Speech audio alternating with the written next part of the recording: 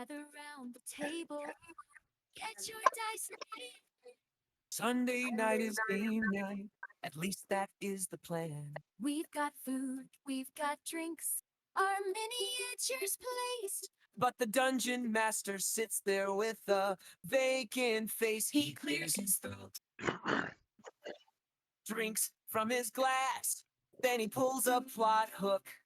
Straight out of his head. All He's just right. making it up as he goes along. Of course he is. The map is crooked and the pace is wrong. I think we're in a place we don't belong. And why is that NPC wearing a thong? He swears there's lore behind that door, but we've heard that line 10 times before. Oh, why does everything seem so wrong? He's just making it up as he goes along.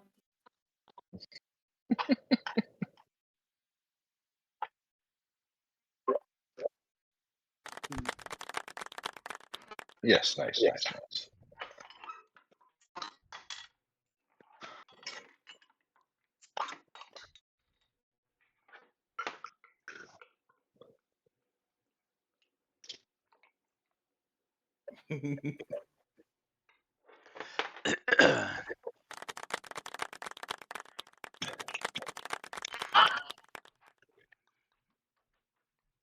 Wow. All right. Oh shit. Here we go again. That's what she said. I went and poured my beer. Okay. Welcome back. That's awesome. My soundboard's not working. Oh, you got a soundboard? I give. Or do you just Everything's fucking broke. No, the soundboard through whatchamacallit. Roll 20. Mine's broken. I give. So, last week, we killed a dragon. We Allegedly. apparently converted 5 cultists. Allegedly. You guys have worked your way back to the town with all the dragon's gold minus what you took for yourselves, which was a pittance for the work you did. And the gods smiled brightly on you that you didn't steal all the people's money. So, you guys have made it back to the town. And give me but a moment to grab everybody just in case.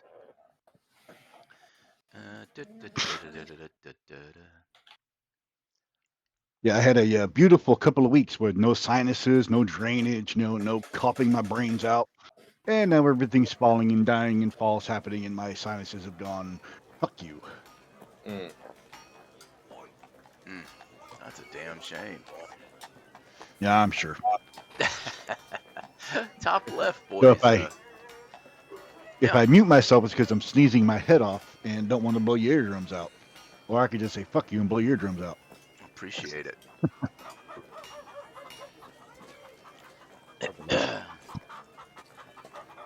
So, awesome. We are back in the town. A few days have passed, and more of the townspeople have come back once the word has spread that the dragon is dead, and they've come to see the head of the dragon mounted on a pike basically outside the former baron's walls. Oh, I got a random goblin just in the middle of nowhere. Don't pay no attention to him. That was for yesterday's game that I pulled out of my ass last night. So, here we are.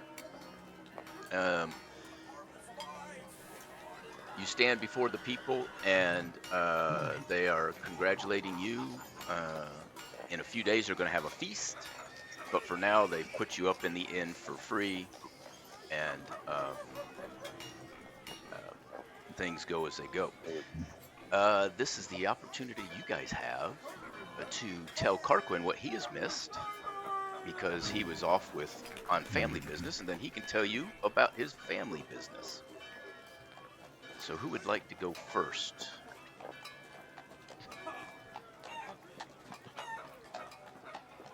Do we got to roll initiative? Or? Going through a tunnel.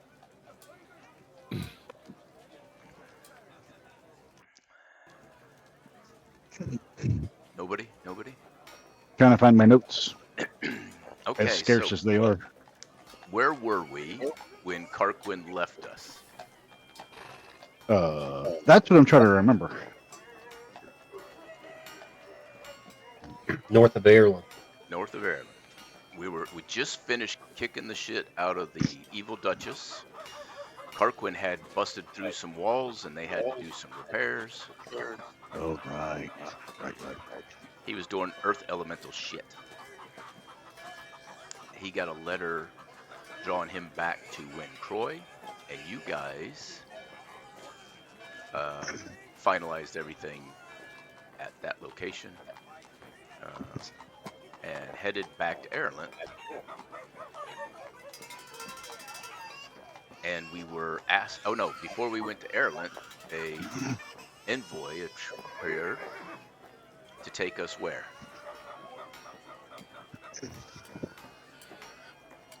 That was you, Fuego. When you were DM. Yeah, that was Bofina, and I still can't find that notebook.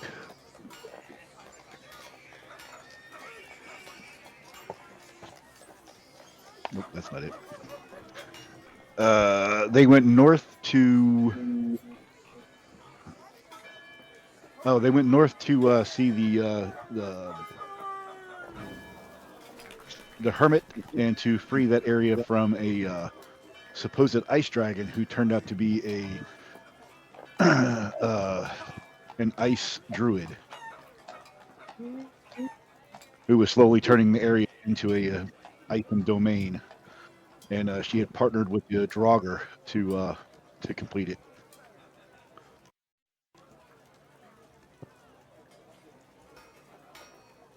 And then they dispatched rather quickly the druid who was a little too big for her britches, and then we took a boat ride back.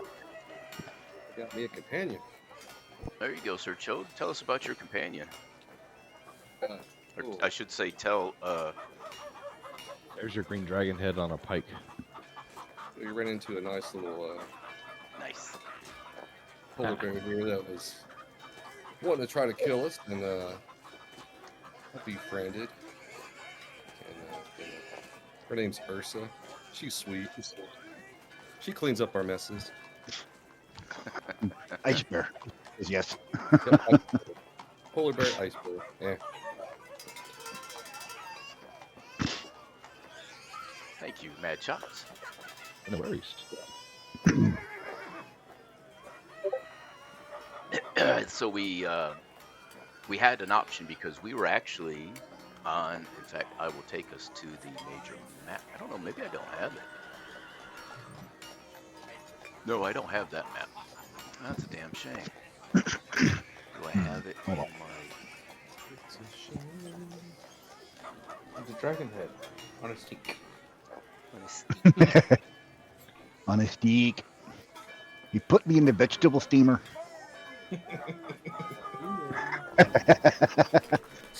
It's the same thing.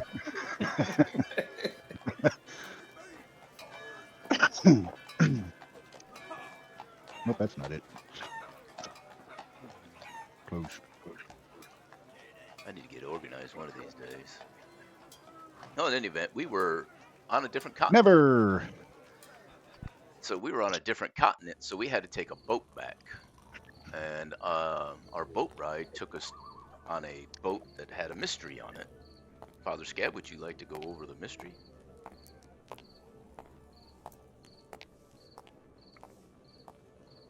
Not really, but because honestly, I don't remember a whole lot of it. There was I do know that I stole, or rather, a thief that I was playing stole a lot of shit during that one, though. right, but Namely, okay, go ahead. Sorry. there was disease that was slowly freezing everyone. Something on the objects. And I mean, everybody figured it out. I don't remember how. Made everybody better, and then everybody got something stolen from them because they were misdirected.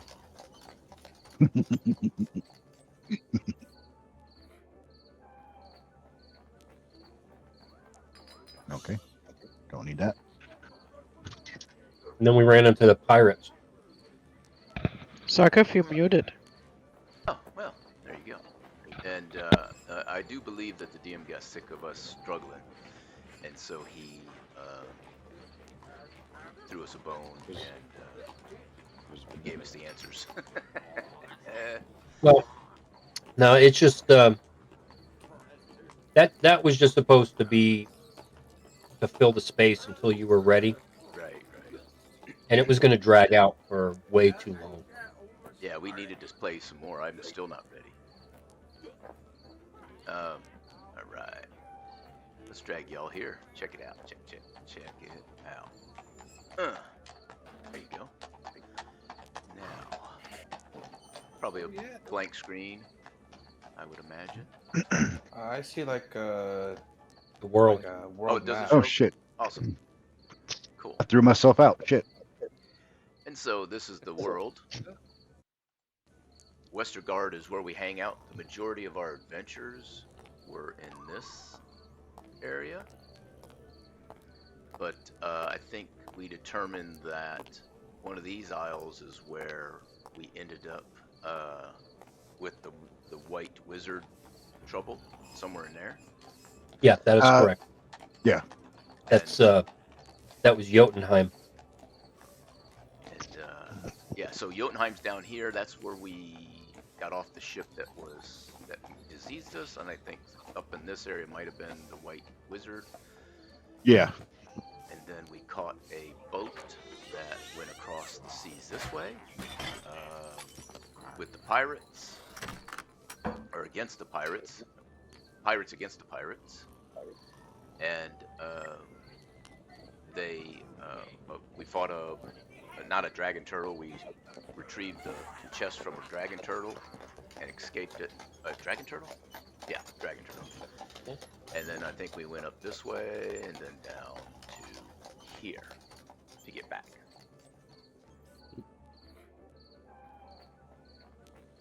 And I know Sir Carquin's sitting there going, y'all didn't do shit. And you're right. Carry on. Oh, man. Is there anything else you guys want to cover?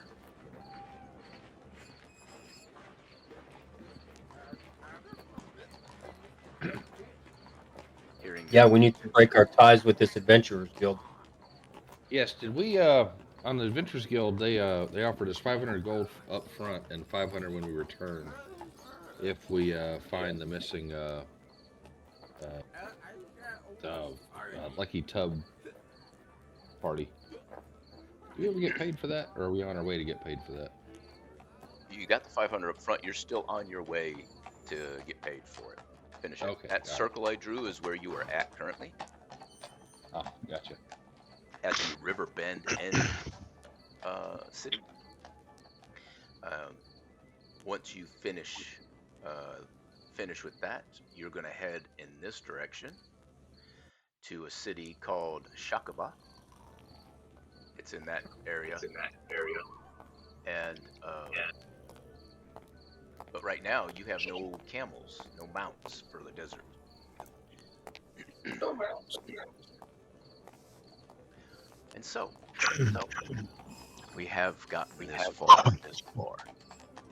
Sir Carquin, would you like to regale everybody with why you disappeared for such a long time? It's been about 6 months game time. Ish. Alright.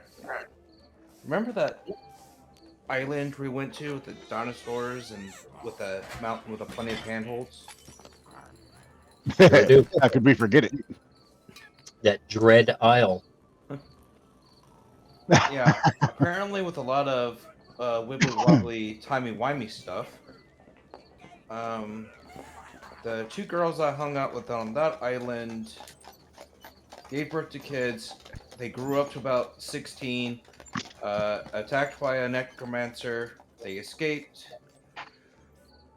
They came to Wincroy, and I basically had to set them straight into surviving in the world.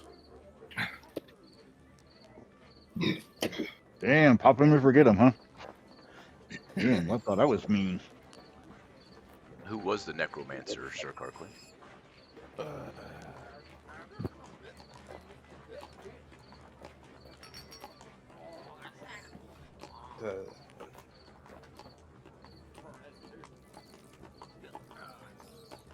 Second to last paragraph.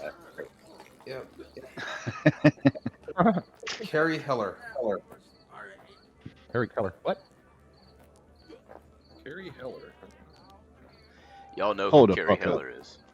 Yeah, we do. Go ahead, Sir Fuego. Who is Harry? Who is Carrie Heller? Isn't that fucker that stole our shit? That is that fucker that stole your shit. He stole. I'll give you one. You give me the other. The bag of holding and your. Oh God, the conch shell. The conch shell. Yeah, motherfucker. How do you feel about that? So Sir my Carquin? son apparently decided to become a barbarian, and my daughter is on the path of the druid. Nice. Sir Carquin, the first long set of paragraphs, if you look at the second, where it starts, he escaped with the remnants of his army.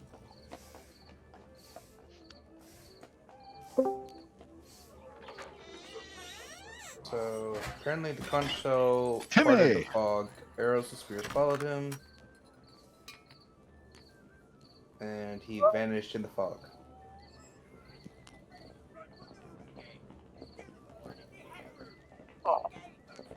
Sorry, guys.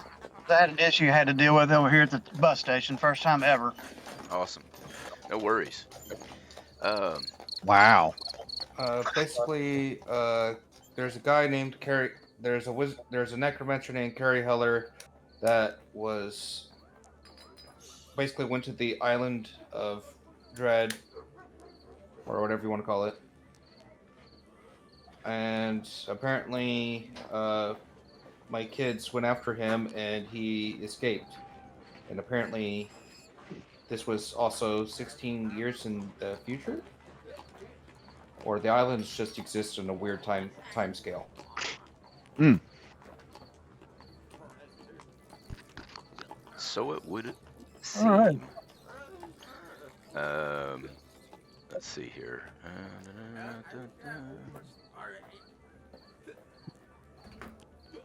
Let's see.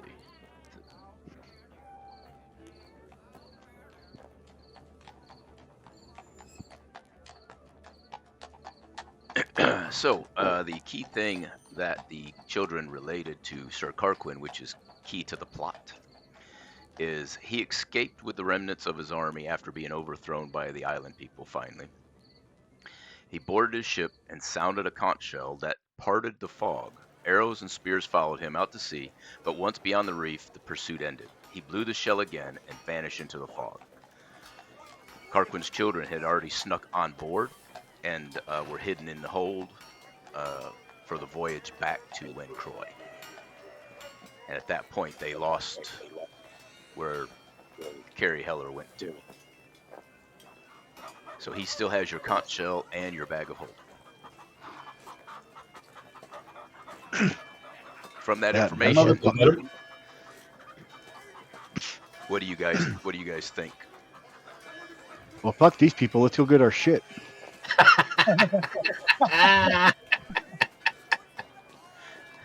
Wow. Okay.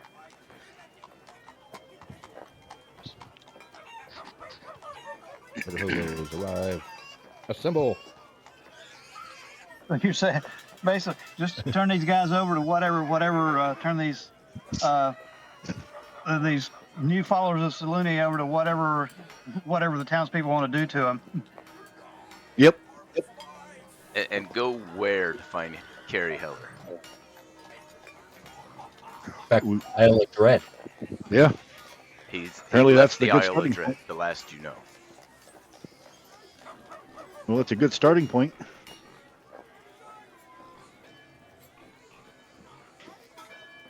And you still have your other mission.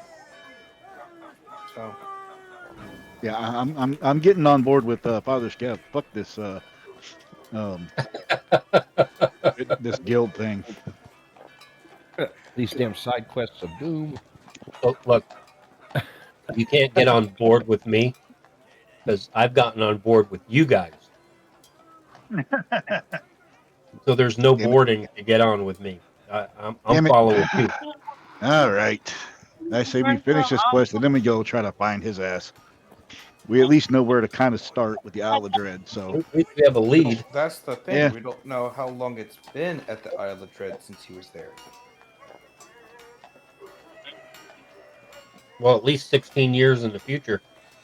Well, Or don't put thought into this. Just do it. or the Isle of Dread could be an interdimensional location or timey-wimey thing. I say that we let Francis start putting out feelers with his network. And when you mention that to Francis, he does say, "Oh, by the way, the Thieves Guild has shown back up, so they're reestablishing. So yeah, I can get a message sent." Okay. And so he sends a message. What kind of message do you guys want to add? What do you want him to ask? Because just asking for Carrie Heller will only produce so much information. He tells you. Well, it's much. Well, You know, I'm not smart enough. a physical description of what he looks like, and that he has encroached upon our and has stuff that belongs to us that is of value to us. And don't forget, And the we- Garquin's children told you that he is now a great necromancer. Well, then if he's a great necromancer, he should be. There should be getting word out about him. People should, should be hearing more about this great necromancer. And you do have some information if you can remember it. Which we don't. Nope, because I can't find my damn notes. So We had an episode. I'll be looking for dealing those. with Or something of that nature. I'll have to go back to the repository. I mean, I know we kid that I just make shit up as I go, but I do have an overarching theme, and I do set up things for you guys. That we skip. Yeah, in the meantime, that Francis put out those feelers for a great necromancer named Harry Keller that stole from us, and that we're willing to pay for information. Who is? That's the proverbial we. I am willing to pay for information. I'm sure some of the other group is. He didn't steal any of my stuff.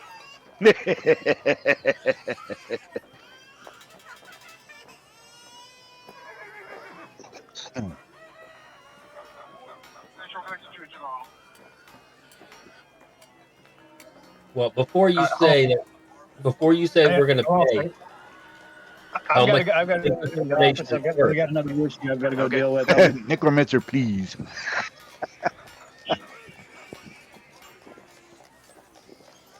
I remember that medallion. Troll medallion.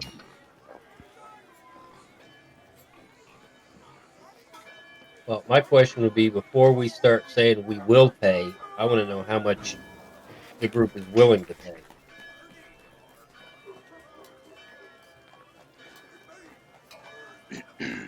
Now we're just negotiating. Francis just tells you, don't worry about the pay. I will handle it. Haggling over price. Well, it's important because, I mean, in all honesty, he did not steal any of my stuff. I got no skin in this game. not sure whose. Does anybody remember whose bag of holding it was? The conch shell was a community piece because nobody knew what it did. Yeah. I think it was mine. It was yours or Grangle's, because that was one Yeah. of the ones that was commissioned. Because Yeah. I already had the scrotum toe. Mm-hmm. Yeah, it was a commissioned one, so he built it and then he took off with it with our conch shell. Bastard motherfucker.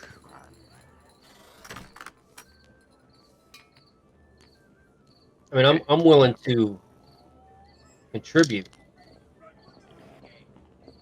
But Francis says he'll do it. He'll handle it. No, it's okay, Father Scab. We got this. Just if we have to, beat him up or kill him, just give us a hand. We got this, though.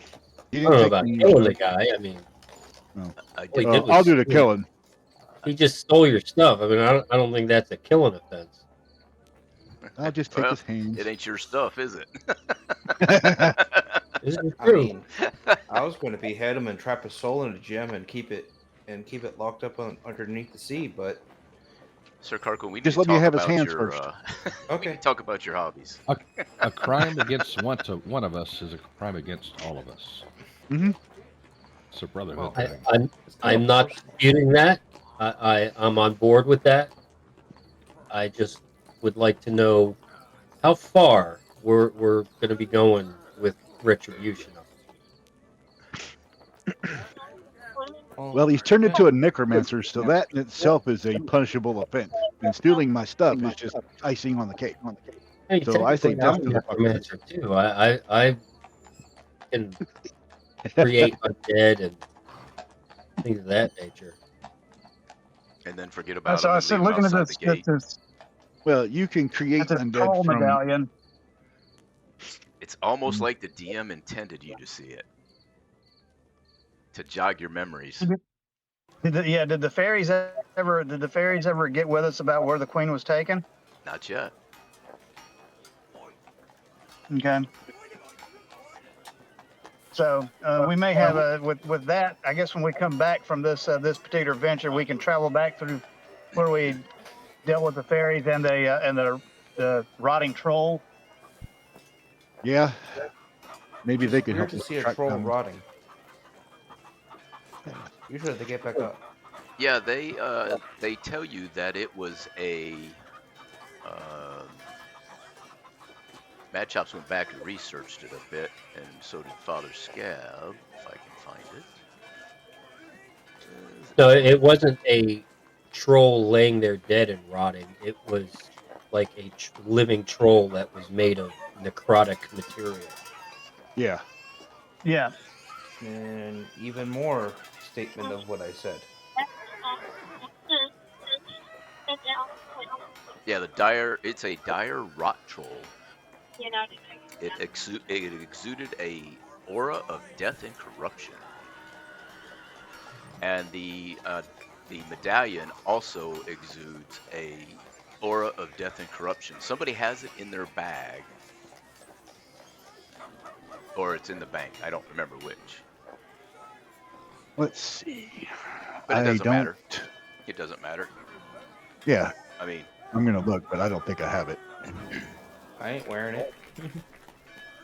So, there you go. The townsfolk are going to have a trial. They've asked if you would participate and allow me to change screens. First, whoops. Nope, not there. Here we go. Ow, son of a bitch. All right. That hurt. Did that hurt? Come on. Come on. There we go. All right. In the pub, bottom left, is where you'll find your characters. Ah. Y'all will have to DM. You'll have to move me because I'm still on my phone right now. So. Oh yeah, no worries. You are You are just you're in a pub having a meal. There's no movement necessary. Oh, sorry, I do Sir think Chode. it's There you go. interesting. Chode is on the table. So that's canon now. Yeah, yeah. He always stands on the table. Yep. He just. Is that supposed to? Is that supposed to be the Ramones? Yes. Very good.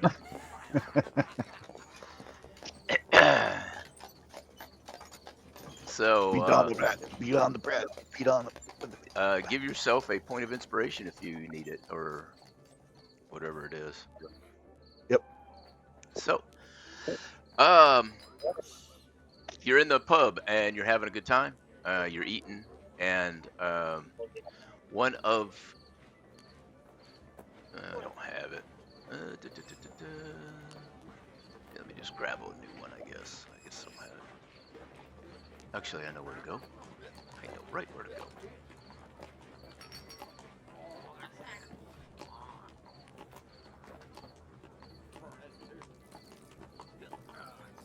As you guys are eating and enjoying yourselves, blam! A pair of official-looking people. They look official because one, they're not covered in shit. Monty Python reference.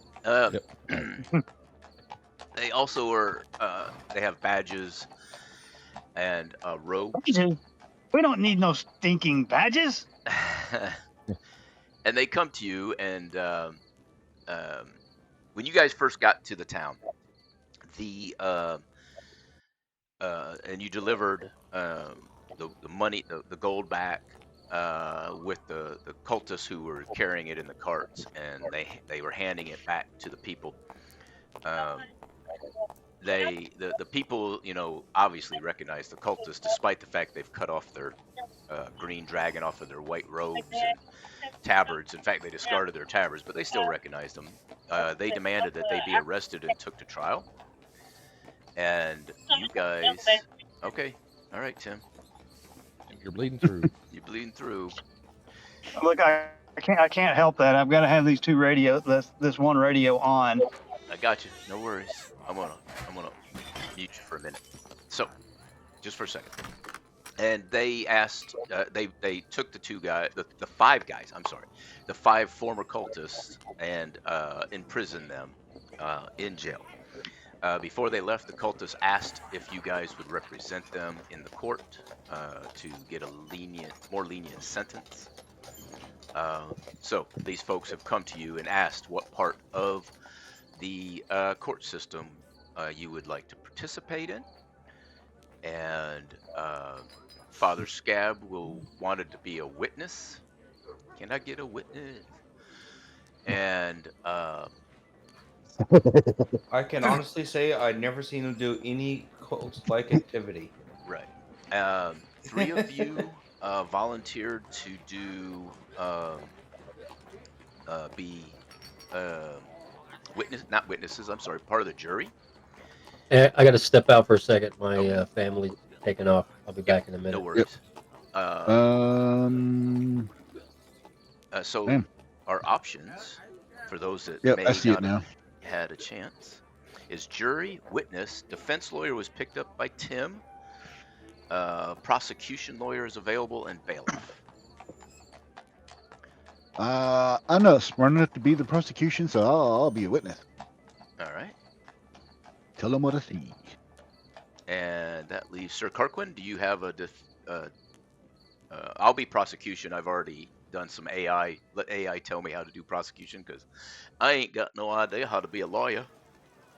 I do not know enough about these guys to be. Do you want to be on the jury?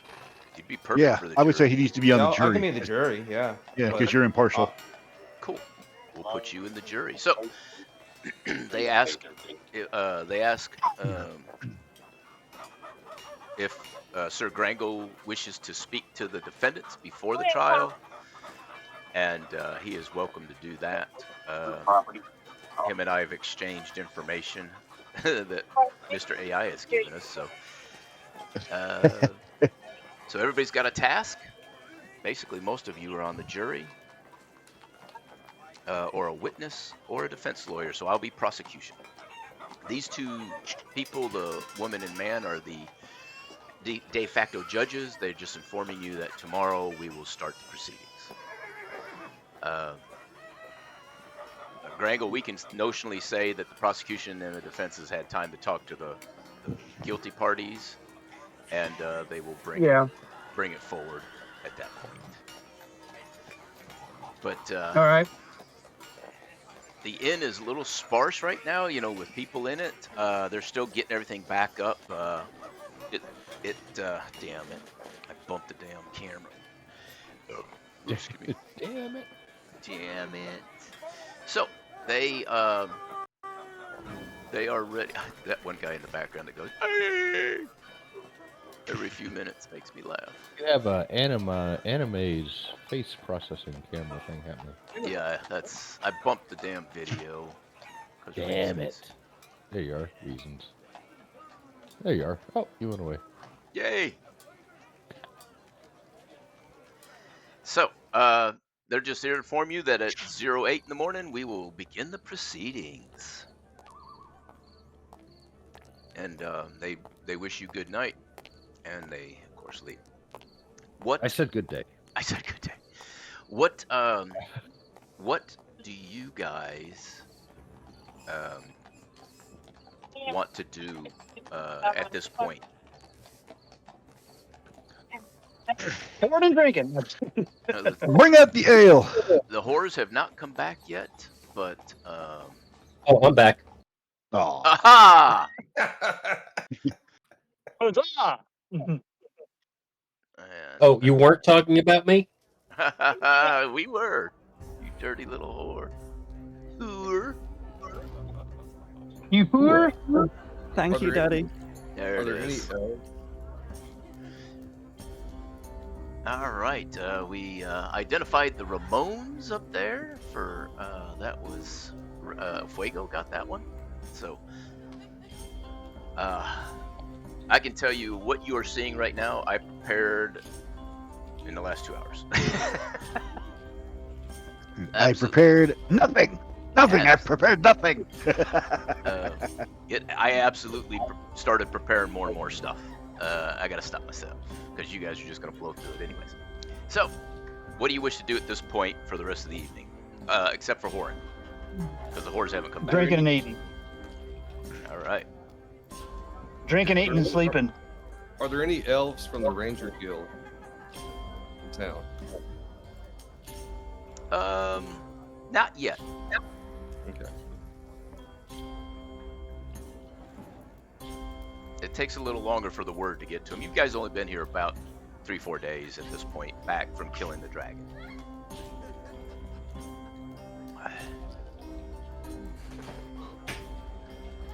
Your waitress comes over and asks if y'all need anything else.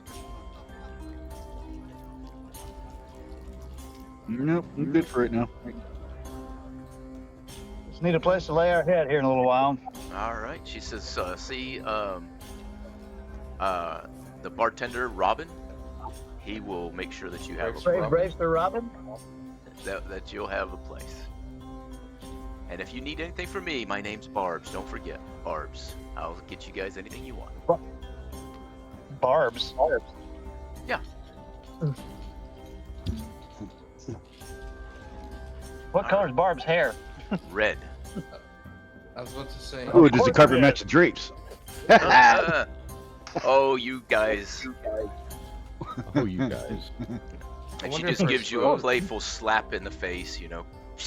Not even hard. The townsfolk really do like you. The bards just rolled in today, so they're playing some loud. They're playing very loud and aggressively. So, but it's an enjoyable tune. I want to be sedated. Nowhere to go now. Got nothing to do. The fathers of punk. I think the Ramones are kind of acquainted, anointed to. So yeah, they're not really. They did surf punk, and then it kind of evolved into just punk. But yeah, they pretty much the grandfathers of it. Yeah. So cool. All right, you guys go ahead and have a good meal. You head up and take a nap, and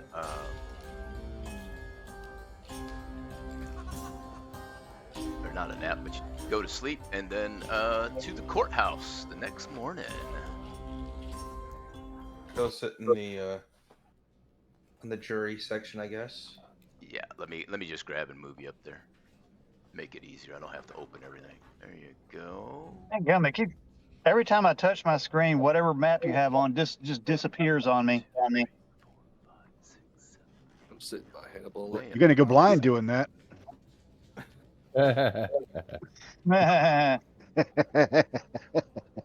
All right.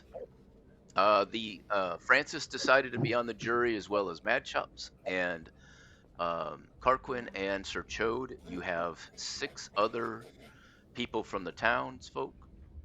The jury members have been selected as people who were not directly affected by the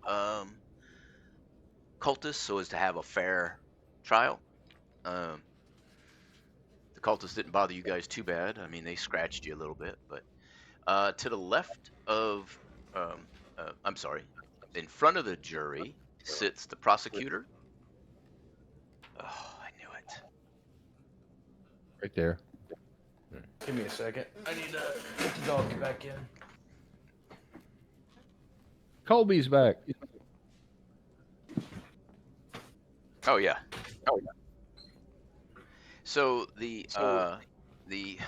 all right, hang on. I'll just name. I'll put the name in here.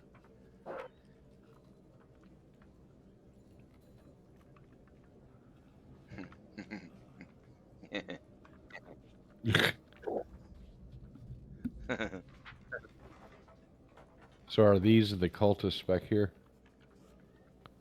Yes, probably. All right. Now do this. Sure. Okay, there you go. The prosecutor has been named. I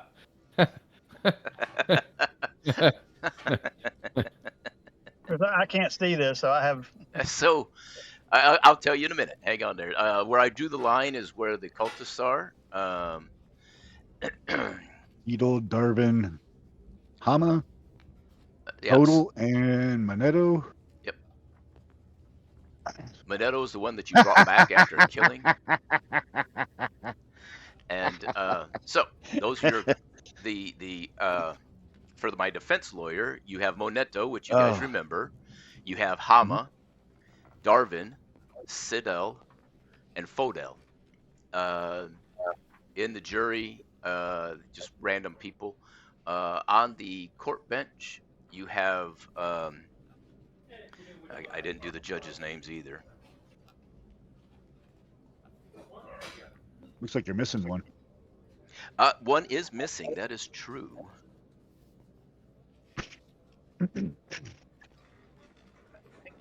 Give me a second. I'm going to go and return this radio to the to MTA security and this swipe card, and so I can be ready to go. Turn this car back in. So sounds good. All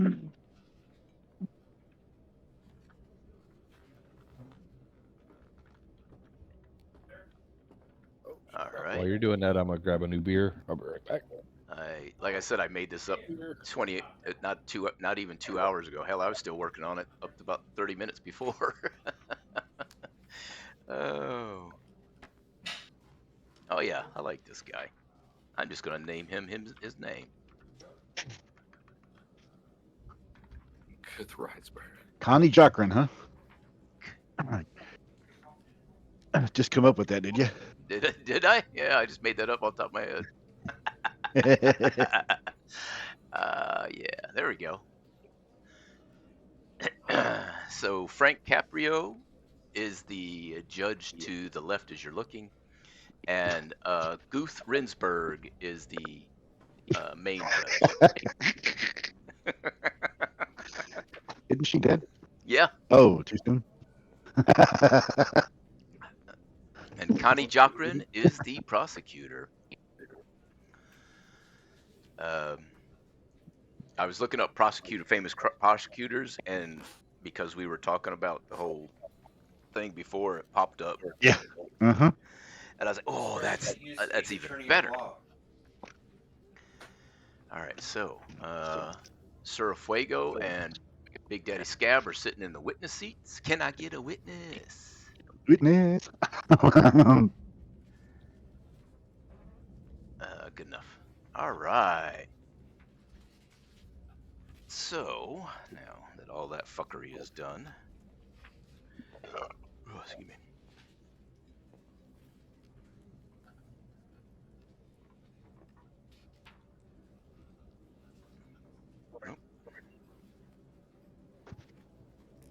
Okay. There we go. Have my everything ready for you guys. We're kind of waiting for the defense, but I think we can get started without him, and he can catch up when he gets back. None of this is too important. The Does anybody have a gavel bang ready?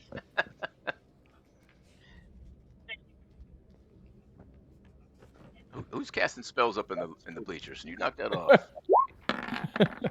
We can use the bonk symbol. Okay, yeah, there you go. Bring us Even to if I'm not order, saying Sir anything, Fuego. I can still hear everybody. So.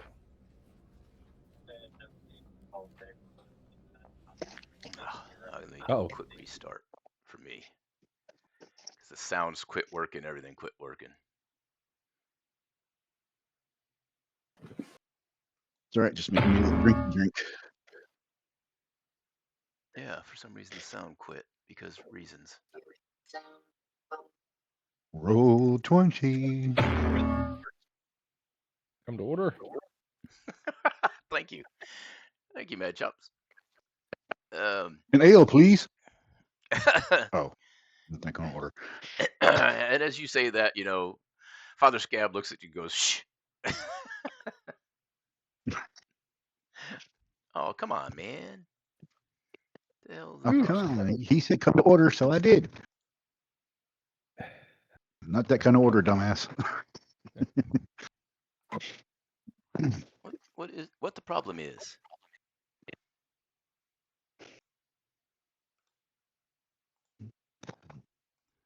Come on. You can do it. You see now, we have a failure to communicate.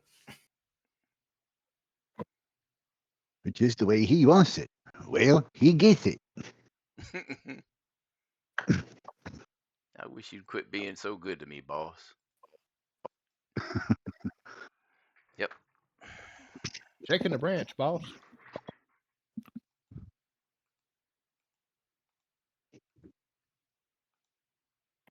No. Oh, I fucking hate bullshit. All right, real quick. Totally close. Open it back up.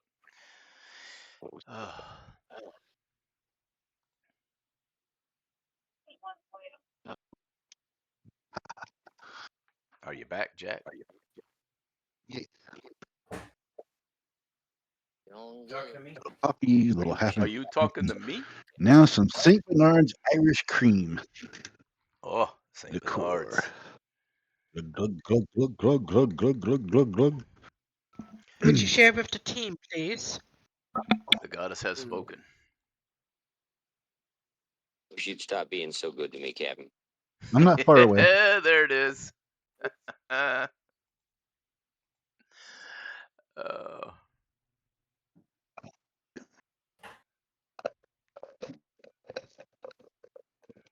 All right. So the court is brought to order. Bonk, bonk.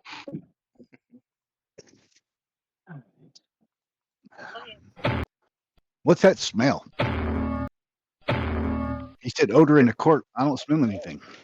And everybody quiets down. And the judge says, ladies and gentlemen of the court, we will bring this court to order and start the case. um, of against Monento, Hama, Darwin, Sidil, and Fodel. The case is dang it, man. Against prosecution of murder. Uh, um, God, what is it? Damn it! It's like I didn't prepare at all.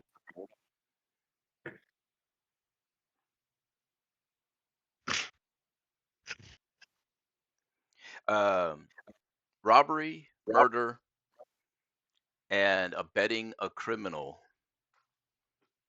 to conduct robbery and murder. How does the defendants plead, Sir Grango? Defendant's plea. Oh, I'm saying. I mean, I didn't give you that part, but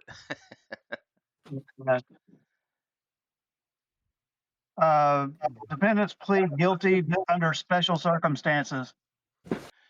very well. Prosecution, your opening statement. I lean to Father Scab and I say, special circumstances, are they special? Are they licking windows?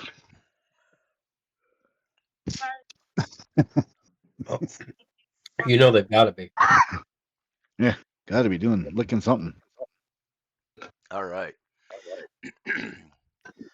Out steps Connie Jockran.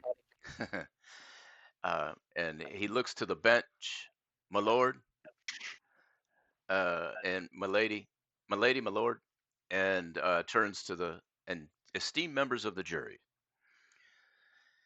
This is not a case of simple misunderstanding or misguided faith.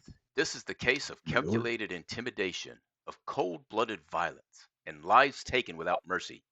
The defendants before you, and he sweeps his arm and points to them sitting there, were the defendants before you are not innocent bystanders swept along by circumstance. They are willing participants in a campaign of terror orchestrated by their cult. You will hear testimony from witnesses who were threatened and robbed under pretense of a religious demand, a theft carried out not with stealth but through the weapon of fear. You will see the evidence proving these individuals aided and abetted their leader in the commission of crimes that culminated in brutal assaults and ultimately murder. The defense may tell you they were following orders, that they feared their leader, but fear does not absolve guilt, and obedience does not erase responsibility when one chooses to stand alongside evil. The victims of their crime cannot speak for themselves, but the evidence will speak for them. By the end of this trial, you will have no doubt the defendants are guilty, and justice demands they be held accountable. The prosecution rests, not rests again, you know what I mean. 2214. The prosecution returns to his bench. I'll be Opening 10-7 from complete. North MTA. Damn it, fucking. You guys are going to have to wait a few minutes for me to give my opening statement. Okay. Talk amongst yourselves. I will provide a statement. I'll provide the opening statement because I gave it to him. So there we go. Fix my camera. Cool. You're in focus. I haven't drank What's enough to happening know under the I'm desk, not sir? in focus. All right. For the sake of brevity, I will do this. So I've muted Tim on my end. So if he's free again, somebody let me know so I can unmute him. I don't hear him, so I think he muted himself. I don't trust him. Will do. Oh yeah, I think you're right. code like my. Okay. Try to look smart. All right. Yeah. Yeah. Somebody let me know when he comes out because I've muted him as well. Oop, yep, that's what I wanted. Official message from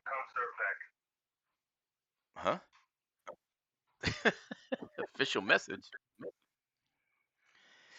All right. Opening statement for the defense. Honored members of the court, my lord, my lady, esteemed people of the jury. When you look upon the defendants today, you may see shadows of their past. Yes, they once followed a dark path, one shaped by fear, manipulation, and the sway of a charismatic but corrupt leader. But the law asks us not to only weigh guilt, it asks us to weigh the whole truth. The truth is, the men and women you see before you are not the same cultists who once served that cause. In the days before their capture, they turned against the very powers they once followed. They risked their own lives and helped destroy the dragon that has held this land in terror. Without their aid, the beast might still darken the skies above us.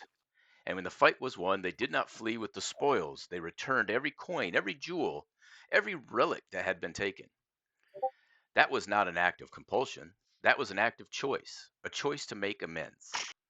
This case is not about condoning past wrongs. It is about recognizing the power of change and the courage it takes to stand against what you once believed. These are not irredeemable villains. They are people who chose to do the right thing when it mattered most.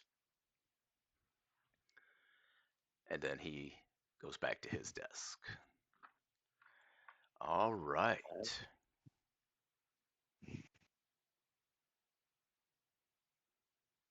There we go. That is the opening statements. Oh, and let me lay the ground rules down now that we've got this far. In the jury, especially since we got 4 of y'all up there, which is good. You will provide a verdict, and at this point, the judge goes ahead and gives you your limits. Okay. In the far extreme, death penalty. In the the other far extreme, proven innocent, right? However, they did put a charge of guilty, so that is no longer an option. They have to be proven guilty of some charge. You can delineate. You can say what charges are they're going to be held accountable for, and because everybody wants to get a little piece of the pie, I will let you guys decide the final punishment. All right.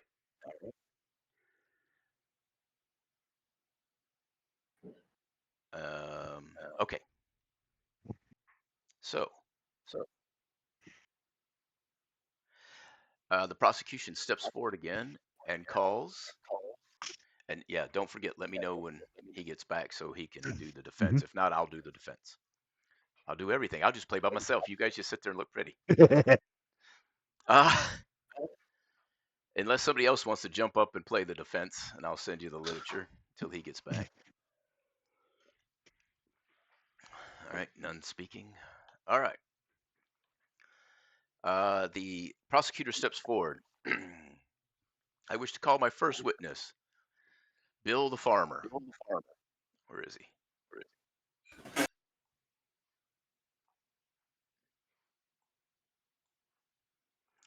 And of course, we go through the whole process. State your name. I'm Bill the farmer. Do you swear to tell the truth, the whole truth, and nothing but the truth, so help you the gods? And he says he does. And I won't do that again. We understand. We're not doing a real fucking long court. All right. No, we're not. In fact, we're going to do basically one witness on both sides and just kind of get to it. What I call him, Bill? Yeah, sure. His name's Bill now. Yeah, Bill the farmer. It is now. Bill the farmer. Thank you. Can you describe what the defendants said or did when they demanded your property? Hang on a second.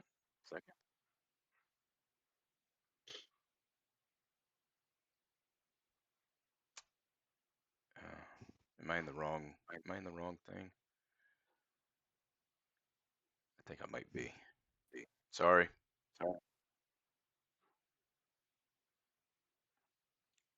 Don't say sorry. It shows weakness. All right.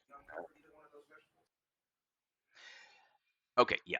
So I did all this on my phone, so I'm hopping between different ones. Okay.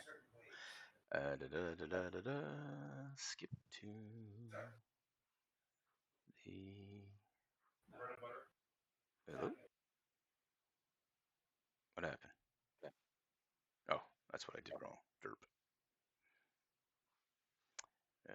Okay. Can you describe what the defendants said or did when they demanded your property? And of course, Bill the farmer turns and he says, "Well, not all those guys came to ask for my stuff, but it was several different ones. In fact, Darvin," he points at Darvin in the middle, he was in that group, and they asked uh, that we pay a protection fee, protection from the dragon, and of course we refused. We got a town guard; they could defend us. Well, they said, "Well, if you don't pay, then we can't protect you from the dragon." And this went on for several weeks, and finally the dragon came in and burned a bunch of my crops. And so I started paying protection to keep the dragon from burning my crops, and the dragon didn't burn my crops. And did you feel? And the follow-on question was, did you feel you had any choice but to comply? Well, of course not. I can't live without my crops. I mean, the dragon was spewing uh, poison onto them and making them inedible, so we couldn't use them. All right. Hold on. Let me. Thank you. No further questions. Is the defense back? All right. I will. Anybody want to volunteer to be the defense? Otherwise, it's just going to be me talking for 2 hours. Let's see. You said this was not going to be a long court case. It's not, but I don't know if I want to be back and forth on the damn doing all of it, because then it's just me talking.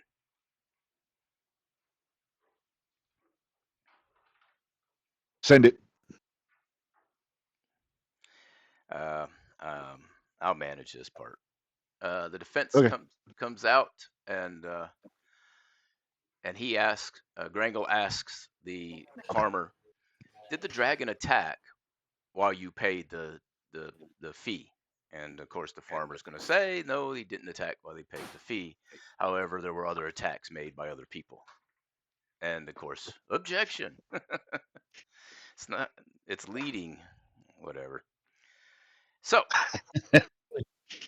stricken, as it were. No further questions. Oh, follow-on question. Did when they returned, these gentlemen here, when they returned, did you receive recompense from the money stolen from you? And of course, the farmer says a portion of it was returned to me. I received enough to not starve this winter. No further questions, Your Honors, Your Lordship. So, and so the rest of the witnesses from the village have similar tales, back and forth to that. So,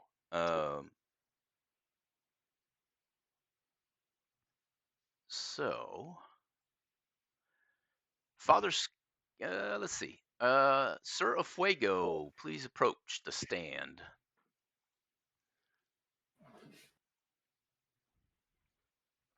I know where I'm going. Let's see. Sorry. Okay.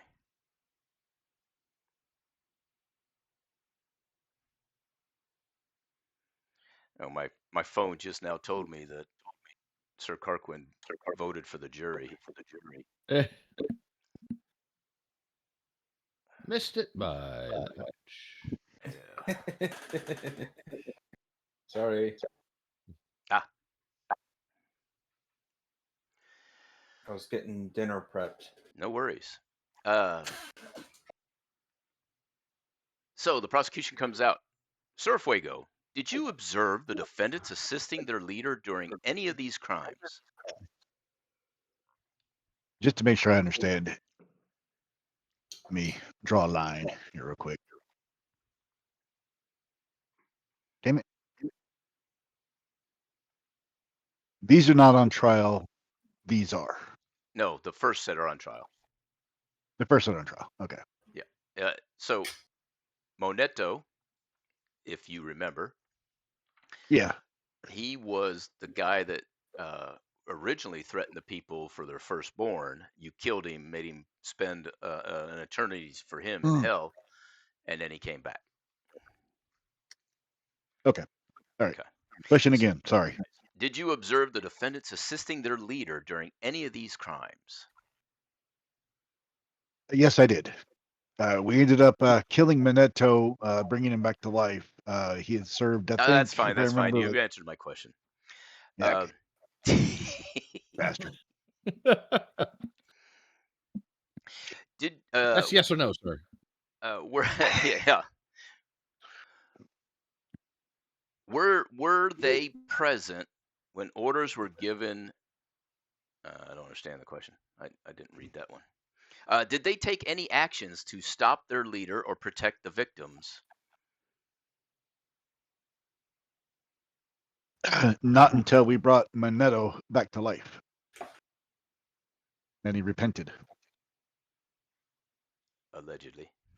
The prosecutor says allegedly. Repented. Uh-huh. Uh, But yes, once that he brought these others with him. They all converted to Salune, and they actually assisted us in killing That's the fine. That's dragon. fine. We'll get into that later. Did the Okay. defendants know about the planned crimes before they occurred? To your knowledge. That I don't know. What specific tasks were they assigned to help carry out the acts? Intimidation and extortion of the townsfolk. All right. Did the defendants, this is the criminal defendants, someone typed in here generously. Did the defendants, I lost my place. Did the defendants physically strike, restrain, or harm you? Who, me? No. So you sustain no injuries from the defendants there. From these defendants? No. All right. He's flipping through his notes. Shit. No further questions. I'm sorry. Were you present when townsfolk were murdered or killed? Yes, we witnessed the green cloud being sprayed upon the village, and these guys were telling the townsfolk that if they don't pay, it'll happen again. No further questions. That's fine. Is Grangle back yet? Anybody? I haven't heard him. No. Okay. Oh, hey, there he is. Okay. Stand by. Stand by. All right. Your questions, defense.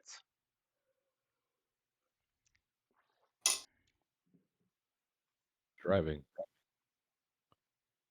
Make a monopoly, can't refuse. Oh, he's driving? How come I can't hear him? Yes, I'm driving. Okay. You want me to ask your questions till you get done driving? Yeah. Okay.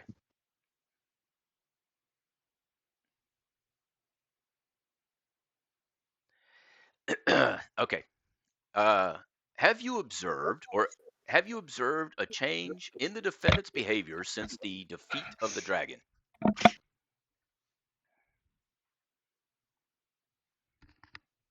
Fuego. Oh, me? You're the one on the I'm sorry, stand. say that again? just like a dumbass fighter, just stares off into space. Yeah. That was intentional, but yeah, Who, me? trying to Yeah. play it. Yeah, like you got bored and wandered off in your mind. Yeah. Can you have you observed a change in the defendant's behavior since the defeat of the dragon? Yes, I have. What has the the defendants done to demonstrate their remorse? They have repented. They have followed Sulune, and they helped us redistribute the money that was stolen to the townspeople the best they could. Did they also assist you in fighting the dragon and the cult? Yes, they did. All right. What actions did you see them take during the fight? Manetto took out, I think, at least one or two cultists himself. The others blocked the passage of cultists to getting to us while we were fighting the dragon. Best I can recall. All right.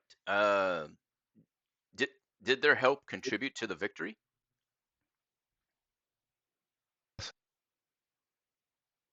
All right. Okay. Cool. Um,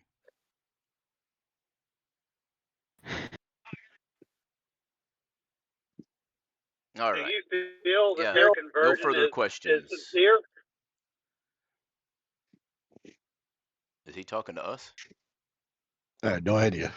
Yeah, Yes. do you think their Further, conversion was due to fear? Ah, that is a question to a Fuego. Do you believe that their conversion was due to fear of your party's retribution? I can't speak for the rest of them. It's possible, but I know that Manetto spent some time in hell before we brought him back. Time works differently. He came back a very changed person.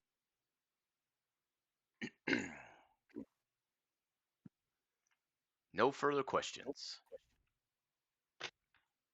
And the prosecution has no further questions. And we'll take you back. All right. I was going to say, I can't move till you tell me I'm released. Yeah. You may step down. And another witness is called forth, a regular witness, because I missed a few questions. I'm sorry.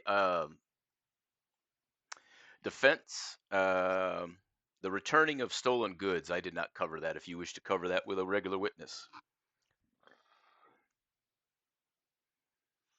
sure. Keep in mind, I cannot read the questions right now. So. Okay, I'll do it. The prosecution read all their questions to the victims. He's acting the people. Did the defendants personally return the property to you? And of course, the people say yes. And what did they say when they returned? And they apologized for the crimes that they committed, and was hoping that the money that they returned to them was sufficient with a future request that they can. The Moneto had trained them to say, "Hey, if you need anything, you ask me. I'll come do it." You know, the farmers, they offered to come help sow and reap the fields at no cost, and stuff like that. So, and that's what the victims are saying. They offered to work for the towns to remediate any problems, anything they needed. So, um, he is done. Father Scab, please approach the witness chair.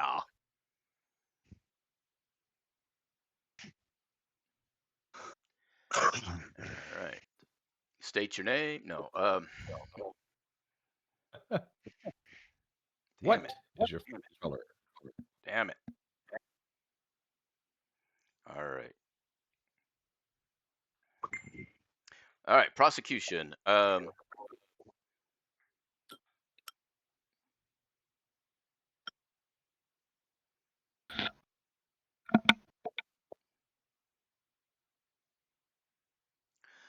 So, Father Scab, to the best of your knowledge, the items that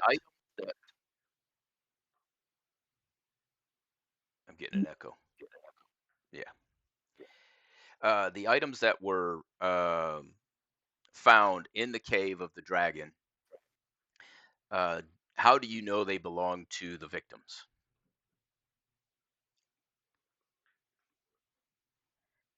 The cultists admitted such.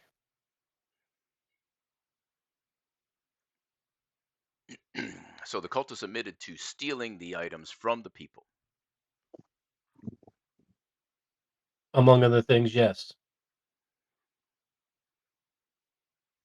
Did you observe the defendants assisting their leader during any of the crimes?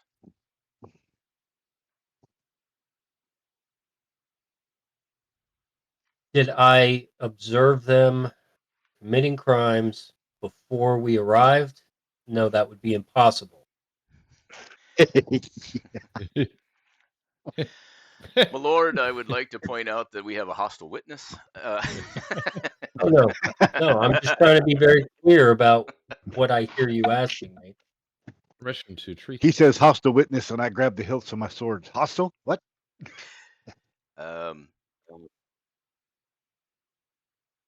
Let's see here.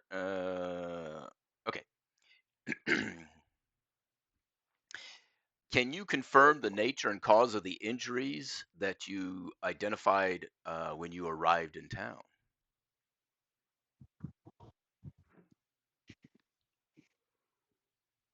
Are you speaking specifically about the mayor?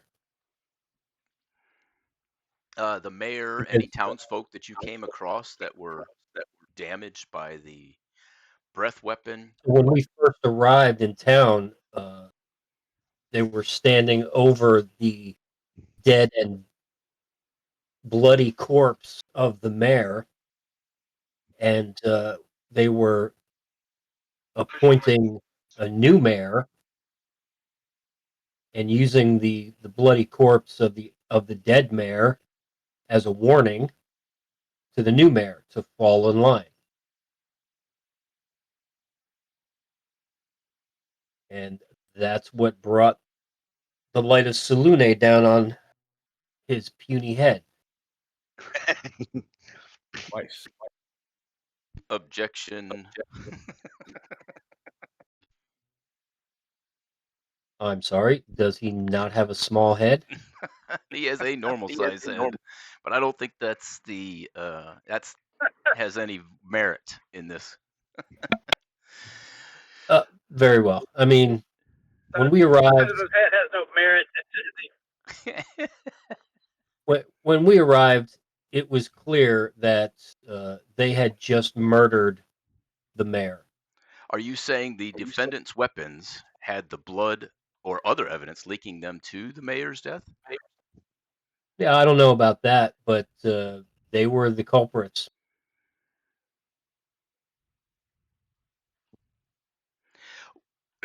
Were there any signs of the killings being premeditated?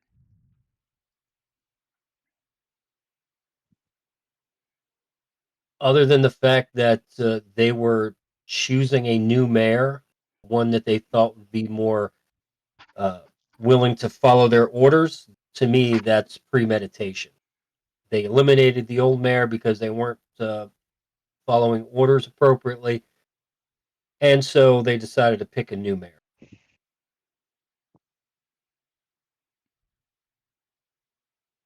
Objection, hearsay, I believe is what the defense would say to some of that. So, objection noted. Yeah. Oh, I mean, that's fine. And then later on, after I brought him back from the realms of death, uh, he admitted to doing all of these things.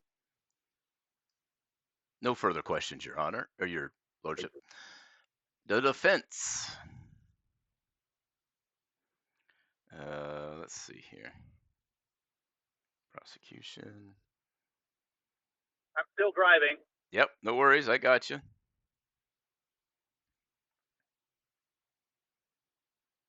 Okay.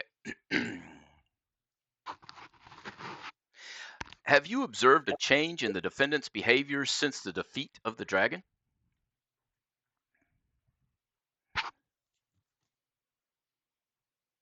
So I want to be as honest as I can. I really don't have a lot of comparison between what he was like before we killed him and brought him back and what he turned into.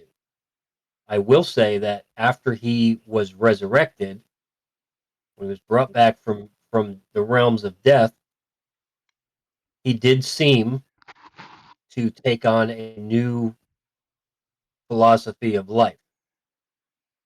He seemed very remorseful. Now, if that was any different than he was before, I can only make assumptions. What actions did you see them take in the after they had a change of heart? Moneto, I believe, is who you're referencing. Is that true? Correct. Moneto had a change of heart, and what actions did he take to assist you in defeating the dragon? In defeating the dragon, Yes. he was pretty much useless in any of that. But I believe he was instrumental in bringing us to the dragon's lair. Um, he didn't tell us anything about what was inside the dragon's cave, any of the traps, any of the basilisks, any of the. He didn't let us know that where the dragon was in there. Really, absolutely useless in preventing the pain and suffering we went through. But I mean, I don't hold that against him. I'm just going to be honest. He was, Go ahead. Did you ever directly ask him about the location of the dragon or any of the other monsters in the?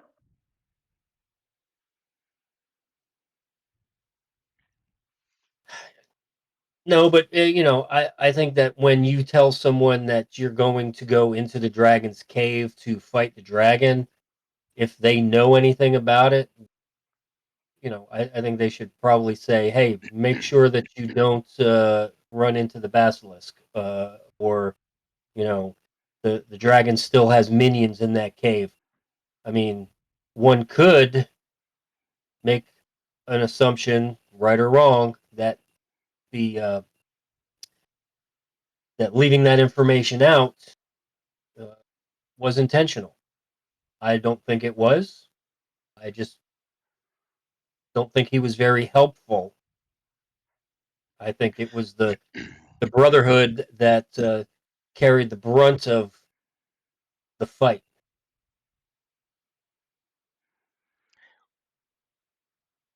What did they do to contribute to the victory? So your answer is that.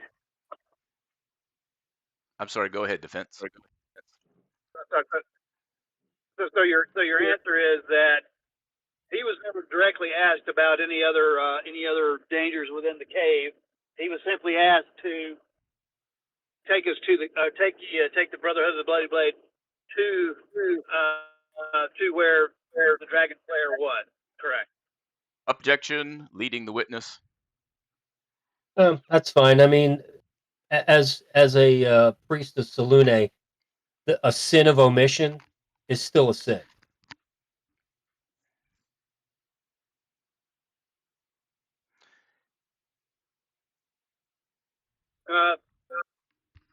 No further questions. All right. Let's see here. Let me double check. I think we've asked a bunch of those questions already. Have they garage, so spoken? give me a couple minutes to get inside and get my laptop on. Okay.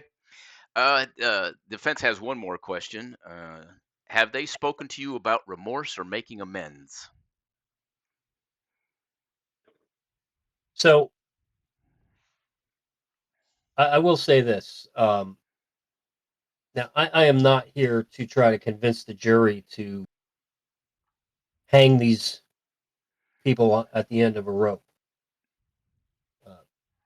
I believe their conversions are real. I think they are genuine. But I also believe that they committed all the crimes they're being accused of, and they should face a punishment. Now, if you that's just the way justice is. That's one of the foundations of society. Cannot let them just walk away because they found religion at the last minute.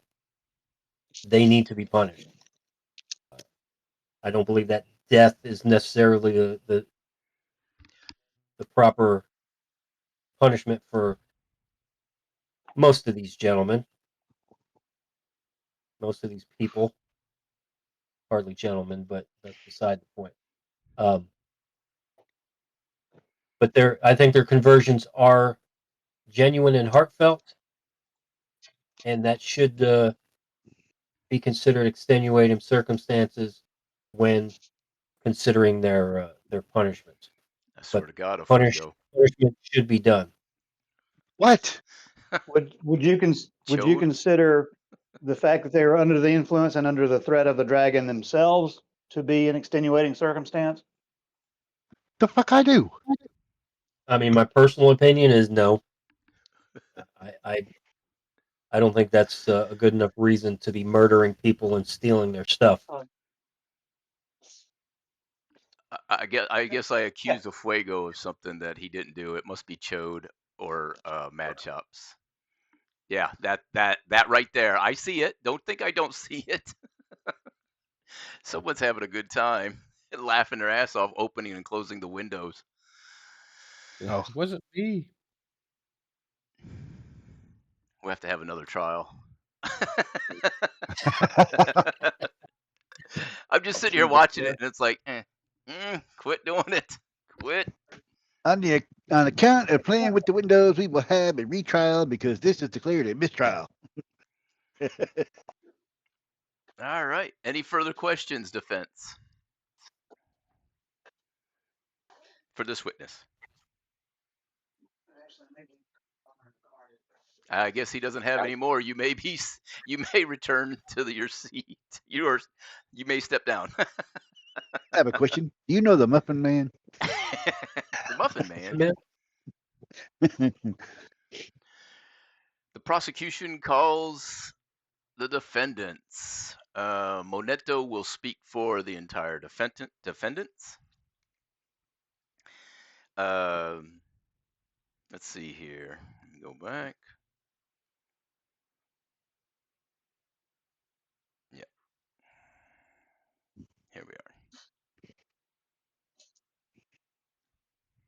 All right. Everybody ready? Terrible. What? Do it. Send it. They have a brief recess before they call them forward, and no,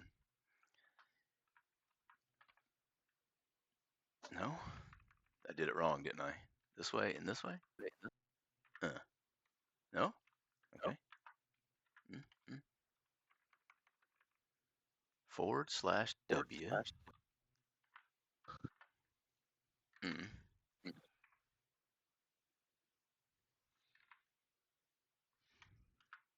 Why would I want to send a message to a skeleton?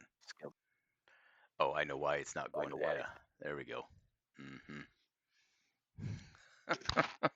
Scab comes up now. You got to type in big for Big Daddy.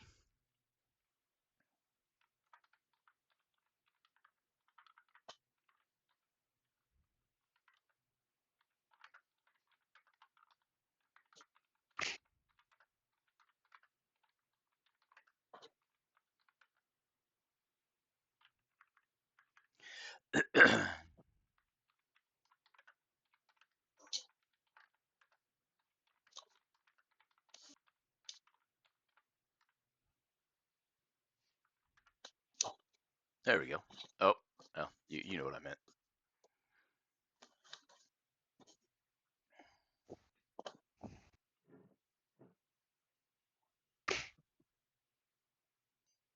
And I could, but everyone in the zone will know that it's being used.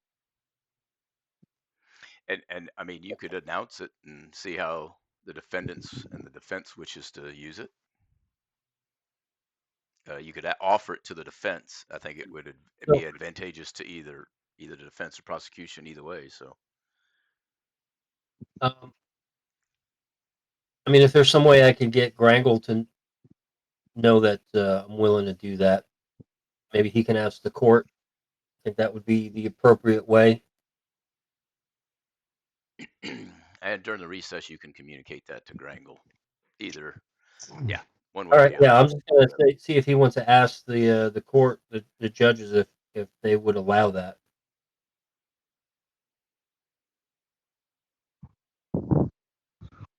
Okay. Grangle, it is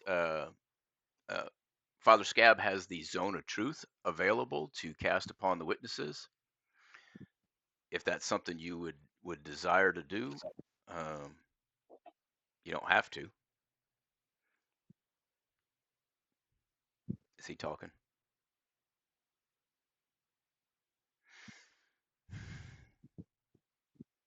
Grangle. No. Grangle. Grangle. Has anybody seen Grangle? He was walking in the house to get his computer ready. Yeah, he was talking for a minute, and then he quit. So Shepherd of lost sheep. Shepherd of lost sheep. This is lost one. Are you lost two? Over. Assume that he would ask Love it. if they would allow that. I'll tell you, I'll put it to the group while we wait. Hydrate. What? Would you guys think it would be a good thing to do, or? Sure. Yes. Twice.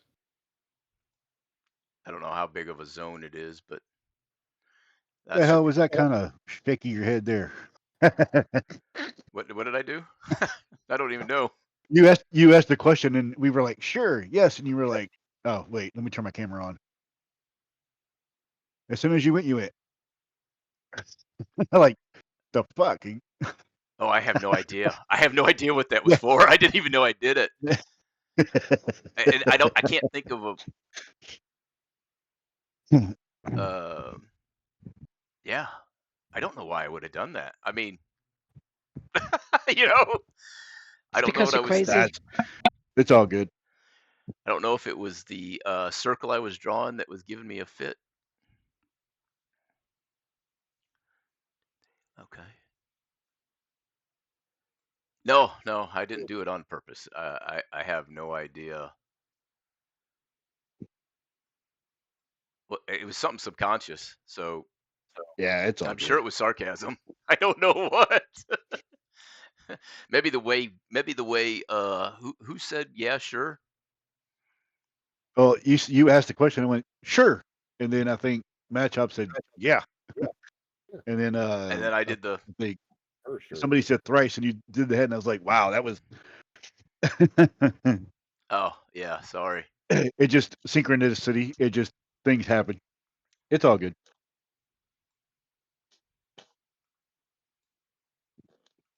There we go. Is that about right? It's called D&D Poopers. Yeah. I don't know what was going through my brain when you guys said that, and I just went, yeah, whatever, fucking idiots. You know, I don't know. I just...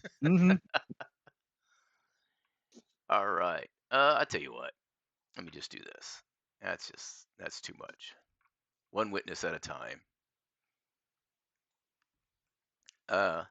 Moneto is willing and able, and convinces the others to be willing and able to endure the thing. It lasts for 10 minutes, so the questions have to be quick. The prosecution has no objection. So, yeah. Let me get to.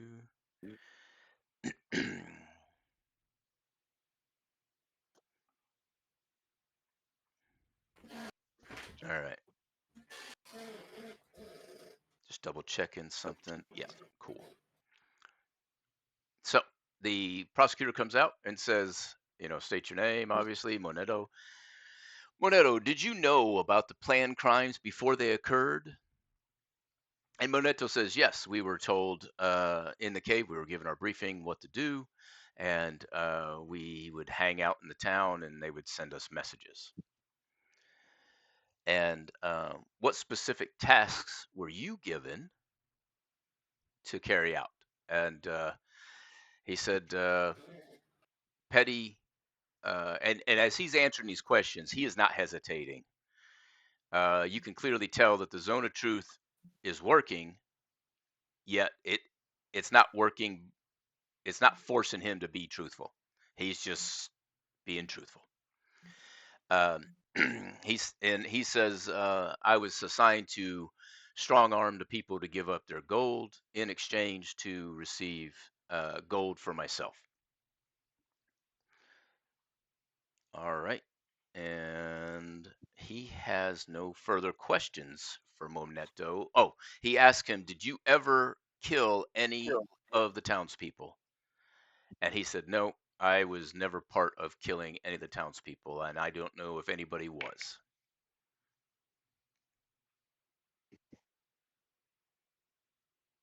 All right, defense. Are you there, defense? Yeah, I'm slowly getting my computer up. Hold on. Okay. Well, turn your computer on. Maybe you don't get it up. He's just, Okay, let's see here.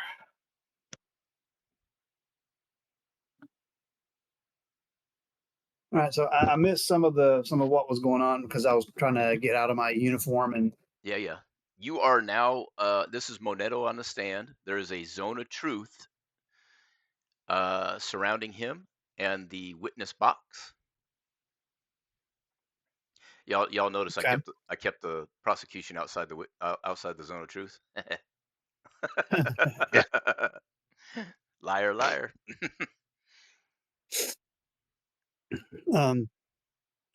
So and what? Because I miss Connie Jockren. Oh my lord. Guth Rinsberg. Oh lord. Okay. Frank Caprio. I kept his name normal. I like Frank Caprio. He's a good dude. So who cast the Zone of Truth? Father Scab did by your request. Okay. And the court allowed it, and the defendants did not object. Okay. Moneto, if you could change what had happened, would you go back and when you had a chance to go back in time and change what happened, would you do something different? I absolutely would. Did you feel that your life and lives of anybody that was close to you were under threat by the dragon if you didn't do as you were asked? Yes, the dragon would have ate us or killed us had we not done it. However, I cannot lie. I was looking for the payday as well. Sure.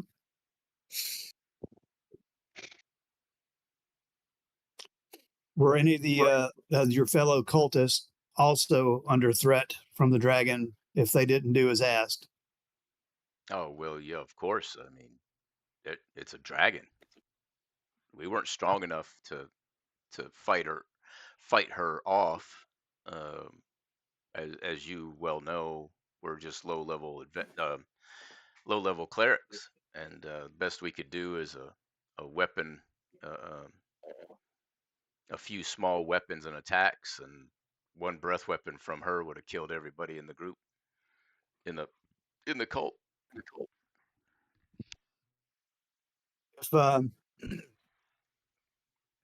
If you were allowed to keep your lives,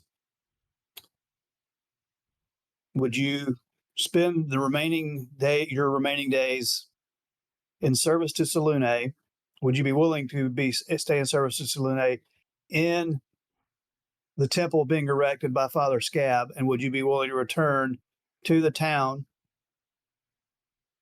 every sowing season and every reaping season to assist the farmers in their efforts and in any other efforts in this town that might require extra hands of labor? Absolutely, we would be more than happy to do so.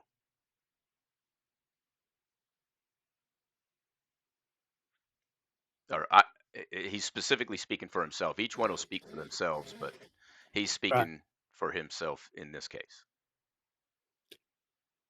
Is it safe to say that you regret entirely the actions that you took in service to the dragon? I absolutely do.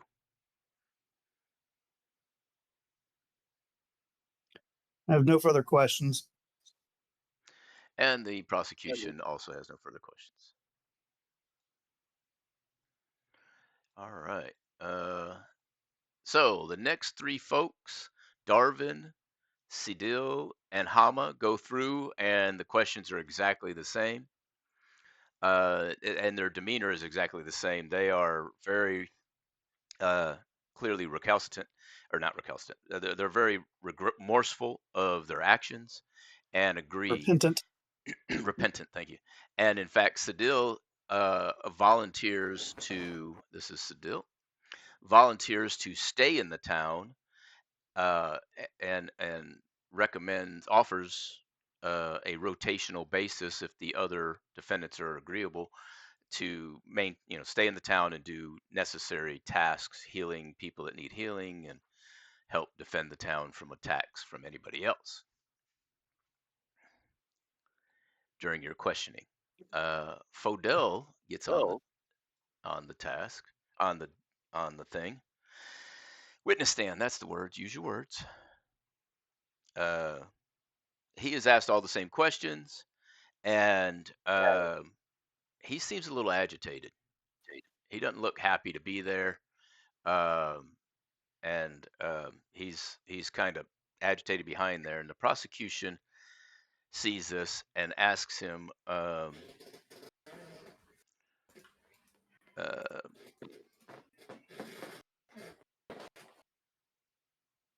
if I can find it.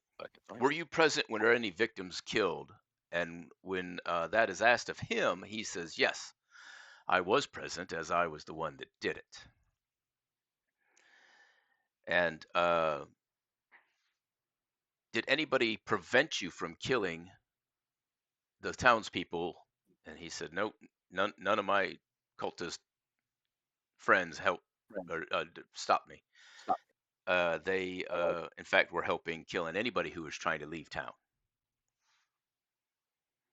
No further questions. Defense. So you, Fodell, admit to willingly participating in the murder of the townspeople? Yes. Are you remorseful or regretful in any way for this? No, I am not. They are weak people who won't even defend their own town. They deserve to be. And then he kind of stops himself and looks and realizes he's just blurting out what he's thinking, and he just shuts up at that point. So fight back against the dragon. So you were not necessarily under the influence of the dragon. You were willingly participating in everything that happened, and the previous witnesses or previous defendants were not like you. Or is that what you're saying? You of all the defendants are the one who were perfectly willing to go about the business of the dragon without regret, without remorse? I plead the fifth. I refuse to answer on the grounds I may incriminate myself. Yeah, you've already incriminated yourself. Fidel, you've already incriminated yourself. Is there any willingness on your part to do as the other defendants have stated? You can go to hell. You're fucked, son. Off with his head. I have no further questions. All right. Closing statements. You've blocked me from getting back into the. Hey, just go around. Go around. Go around. Go around. I'll go around. Trailer park girls go round the outside. Outside, around the outside. Oh, that's opening statement. All right. Prosecution's closing statement. He steps out. Members of the court. We have heard the stories of the victims who survived, and we have seen the proof of those who did not. We have learned that the defendants did not act in isolation. They acted as willing. Let me move him back there. They have acted as willing hands in the service of cruelty. On the charge of theft through extortion, the evidence is clear. Goods were taken under threat, and the defendants themselves carried out those threats. On the charge of aiding and abetting a criminal, the defendants stood at their leader's side and enabling every act of violence that followed. On the charge of battery, the testimony of the injured and the confirmation of the healers leave no doubt as to their role in causing them. And then on the charge of murder, the most serious of all, the trail of blood leads directly on to their hands. The defense may ask for mercy, but mercy is for those who show remorse, not for those who took lives, profited from fear, and the people deserve justice, and that justice is a guilty verdict on all counts. The prosecution rests, Your Lordship.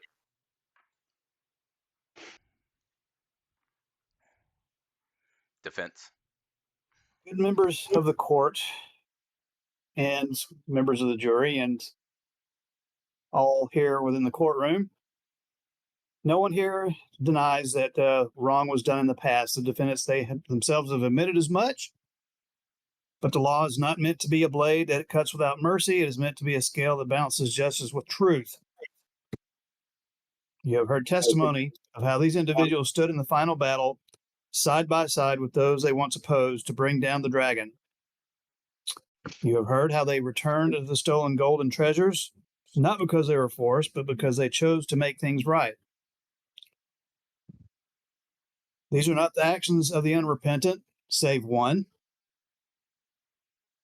These are the actions of people who saw the darkness within themselves and chose to step into the light. Punish them without regard to their change, and you risk teaching that redemption is meaningless. I ask you to consider not only who they were, but who they are now and who they can yet become. Justice is not only about the past, it's also about the future we wish to build. That being said, obviously, that statements are not true about Fidel. However, the remaining defendants have offered themselves to be assistants and helpers around this town in the rebuilding and a continuing service from then on. I'll submit to you that while they are guilty of everything that you have charged them with the exception of Fidel, there should be mercy offered to the remaining defendants. You can go fuck yourself, defense. You ain't done shit for me. Fidel jumped Was up. that Fidel? Yeah, that's Fidel. He jumped up and is quickly restrained by the bailiffs. Again, as you can see, there's only one of the defendants who is truly unrepentant.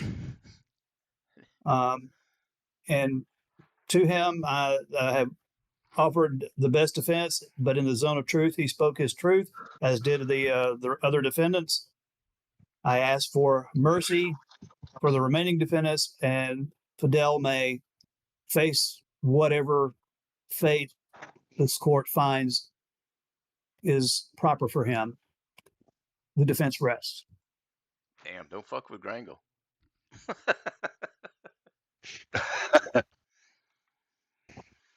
All right.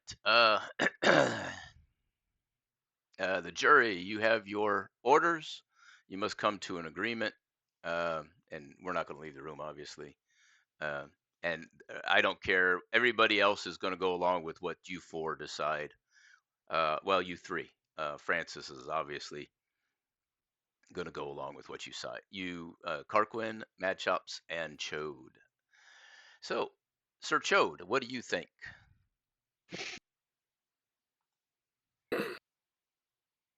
Hmm.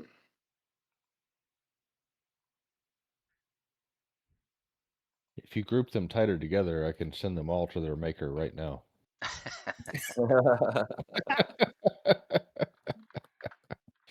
Damn, Mad Tops. Okay. Oh, sorry. Was that out loud?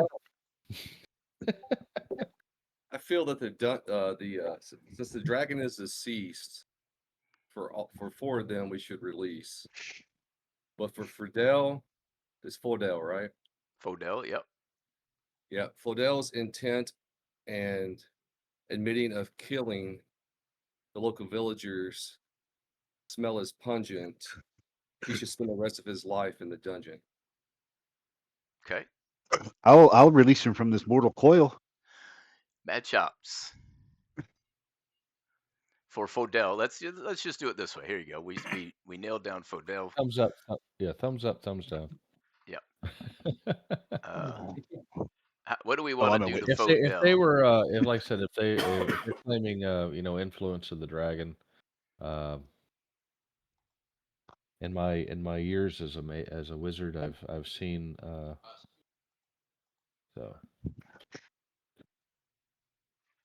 Wait, what is that? My thing's going nuts. Roll 20. Hey, there.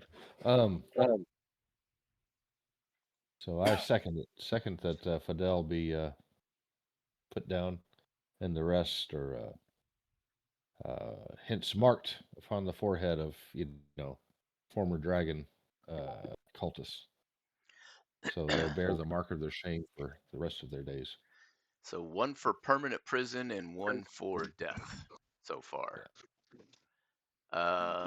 Sir This is Fidel we're speaking of, right? Yes, Fodel. Carquin.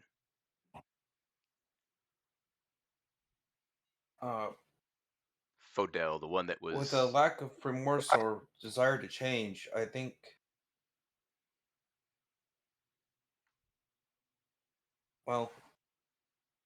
death or imprisonment both are nature's court way of taking care of issues. If he dies, he dies. So you're good with either? Yes. Okay. All right. One for prison, one for either, and one for death. That leaves it to Francis. And Francis chooses death. Of course he does. He's an assassin. Yep. He does not tolerate people not being remorseful. And so the rest of the group works on Chode to convince him that death is the way to go for Fodel. He has no remorse. Let death claim him. You drive a hard bargain, yes. Okay. And since the rest, you guys kind of said the same thing, what kind of punishment should be meted out to them?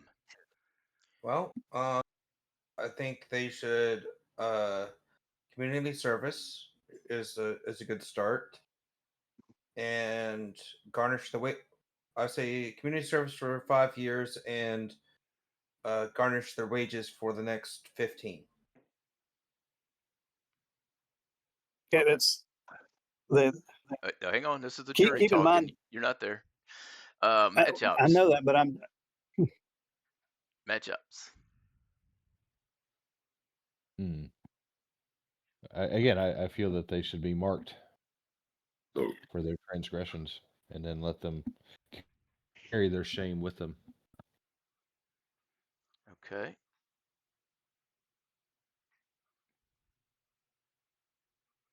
And Chode? I think we should take their dominant hand. Jesus.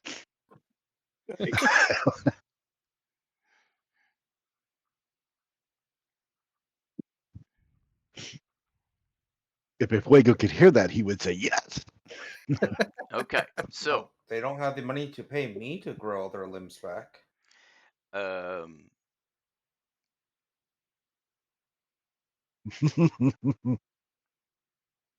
because Will the judges be the ones determining the punishment? no, it'll be the jury. I'm letting you guys determine it. So I wanted the jury to come with their verdict. They still, so the jury has decided that Fodell is going to be put to death. The other four are going to be punished. Now we just have to figure out the punishment. Now I open it to the whole group as to work out the punishment. I personally say taking away their ability to work would be detrimental into the small town's lives. My suggestion was they all converted to worship Salune.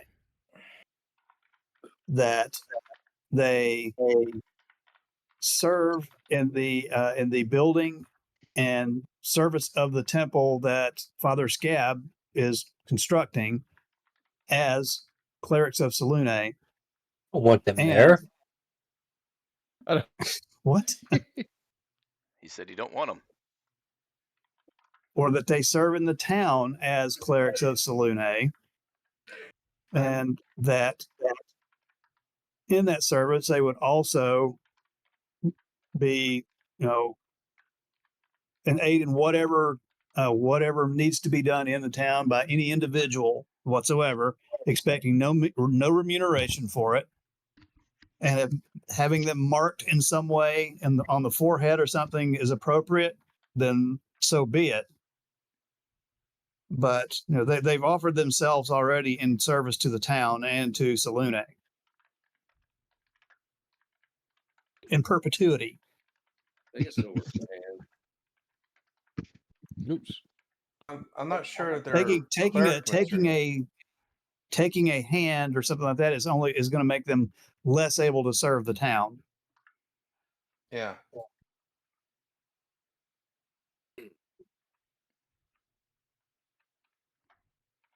If the object is to have them serve the town that did so much damage to, then having their bodies whole to do so, I think was necessary.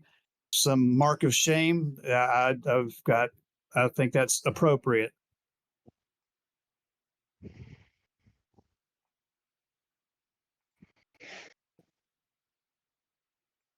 But I would ask, although I was his defense attorney, I would ask that I be the one allowed to put Fidel to death.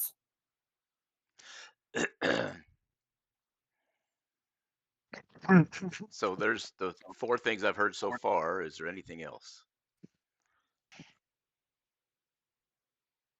as options? These are options.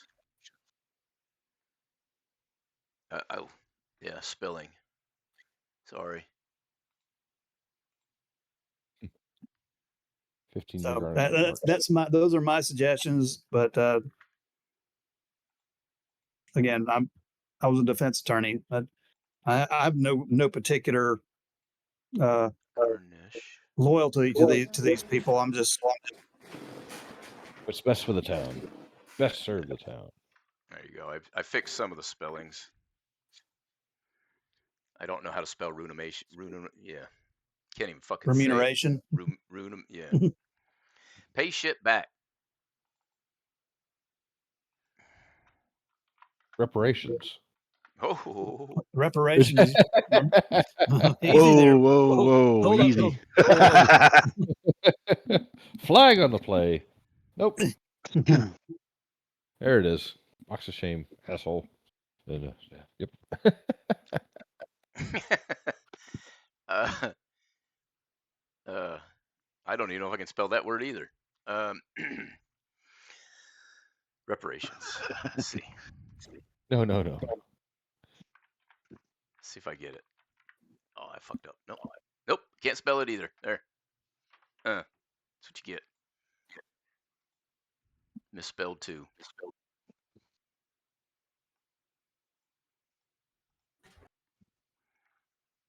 All right. What do you guys think? This is the things that were recommended. All right, hang on. Top to bottom. We all agree on death to Fidel. Yeah. That's a foregone conclusion. 15 years of garnishment and community service, or no remuneration, whatever. Fuck, no payback, no pay shit back for work, and be of service to the town for life. Well, they And- need to get paid at least something. Otherwise, you can't do They're basic debtors, and, living. Right. They won't. Okay. So that's why I go with garnished wages and service to the town. So meet halfway in between that, where they don't get anything extra, but they get enough for room and board, as it were. Yeah. Okay. Enough to feed themselves and house themselves. Okay. So as far as killing Fidel, Grangle, good luck. Have fun. As for the other four, what if we go with branding on the forehead with the BBB? No, we do not want to brand We're not advertising ourselves by. No.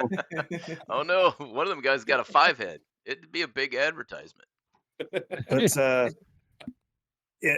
either with a branding that represents a service to Salune or their former service to the Dragon, something of that nature. But I think Salune would be good, so they can always know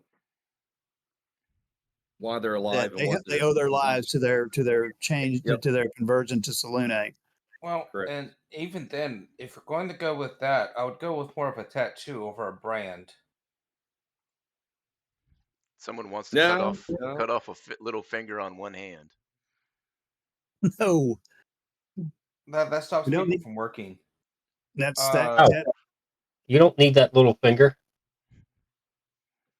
It helps them grip tools and stuff like that. It's You said tool. You use We a make lot- them Unix. No, Okay, we're not cruel. All right, so We're not. it says cut off their little finger on one hand. So their non-dominant hand. okay. So remove a pinky finger on their non-dominant hand, brand them in some way, and I think service to the town in perpetuity until their deaths. I mean these people Slavery. were orchestrated to throw out the threats, but these weren't the people that killed people. No, but they did abet them. So Well, it's kind of hard to say no to a dragon. I'm sorry. but to most people, that is not people like us. they are not. They will continue to live their lives in peace, minus a finger, and a brand that reminds them of their service to Salune, or tattoo, Well, whatever how much do whatever wanna you mark decide. them? I mean, these aren't rapists. These are just extorters. Well, I mean, if what's your alignment, Carl? lawful neutral, Okay. I may or may not be saying stuff so that way I don't get in trouble. That my punishments in the future is not adding up. Oh. So yeah, Um, I'm kind of thinking the finger, and let Fidel play with Ursa.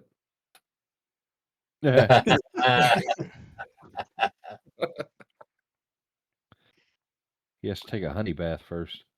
Yep.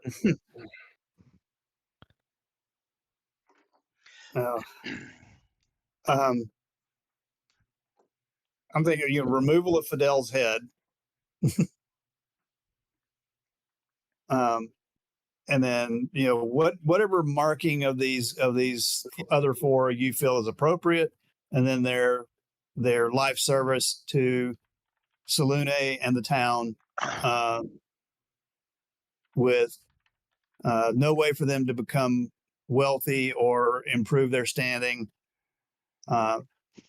They will forever be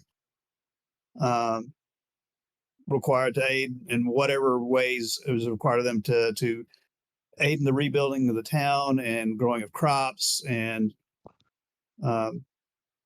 so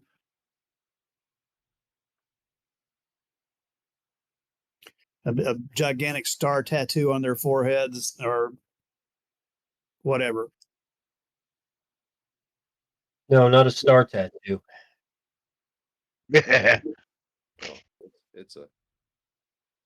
It's a branding. So, or so a star brand. Yes. No stars. No, that would be heretical. I'm sorry, I mean, a branding in general, whatever it's going to be, I think it should be branded. Sure. I mean, why not the Branded with an L on letter their forehead. that corresponds with the crime they commit? They should be branded with an L on their forehead. There you Lihu go. Zahir. Yeah. Well, Or we determine can give them whatever a choice. brand it needs. Determine whatever brand it needs to be. Or we can give them a choice. You can be Francis, branded once we figure out what it would be. You could be branded on the forehead, or you can choose a finger. that is Let's give them a choice. Francis was going to say, one or the other. Yes. Yes, let's let them choose.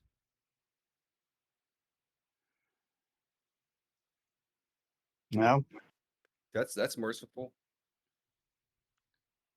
Okay. Well, let them choose There's a loss huge of. difference between a branding and a loss of a finger.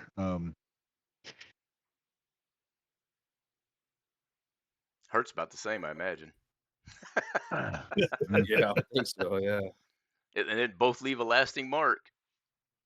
Oh no! You know what? Lose their thumb. No, Well, we might because as well Then they cut can't their hold hand on to off. shit. the pinky's going to be even though it's on their if you took the thumb off their non-dominant hand, they might need the thumb on the non-dominant hand to do work around the town. They can probably still do the work without the pinky. Yeah, they need opposable thumbs. Yes. Fine.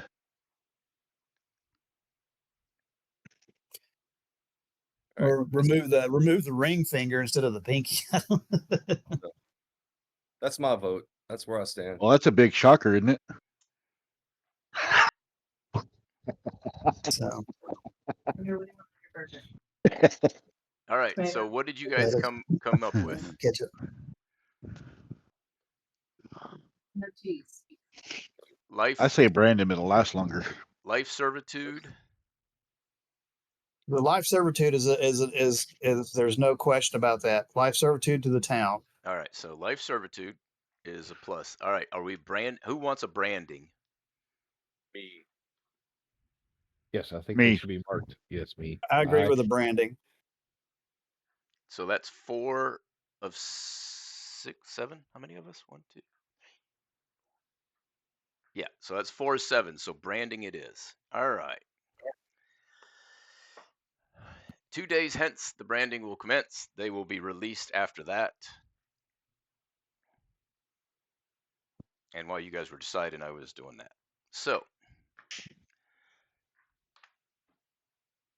When what's the date for Fidel's execution? his execution will be in 2 days hence as well. Once they are branded, I will have you guys roll initiative. I can to do see it who now for gets- free. We will roll for What is it? initiative to see who gets to kill him. No, you know what? That's not fair because some of you got higher initiative. Just a straight 20. No, I want that. I bet you do.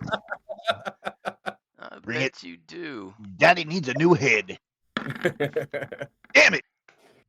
All right, straight I'll roll 20 a out of fucking initiative. 4. Francis is in the lead. Damn it! Oh, mad chops. Oh, man, Man, come on. Let's see if we got a roll off. But we need a Carquin and a Father Scab. Oh, I'm not participating.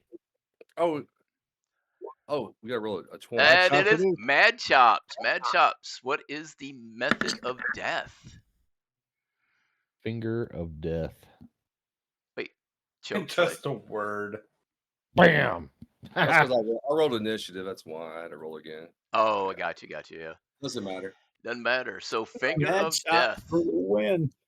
What does Mad finger of Chops just death do, says Mad Chops? Die. I will tell you as soon as I get that screen to load up. Where are you going to put the finger? Hey, you like to know. Boink. I'll send negative energy. Make you Going to be a big shocker. Yeah. We're getting some feedback. Back. Get prison wallet. Prison wallet. Prison wallet is revoked. He will be bent over a. He will be bent over a log. Pulp Fiction style. I want to stare in his eyes. Chops will, Bring out Mad Chops will insert his finger. And there was much whining and crying and asking for forgiveness as the finger was delivered. Damn, that sounded so bad. How'd he die? I've got to mute myself, say this shit out loud before I say it, what's in my head, because it sounds different.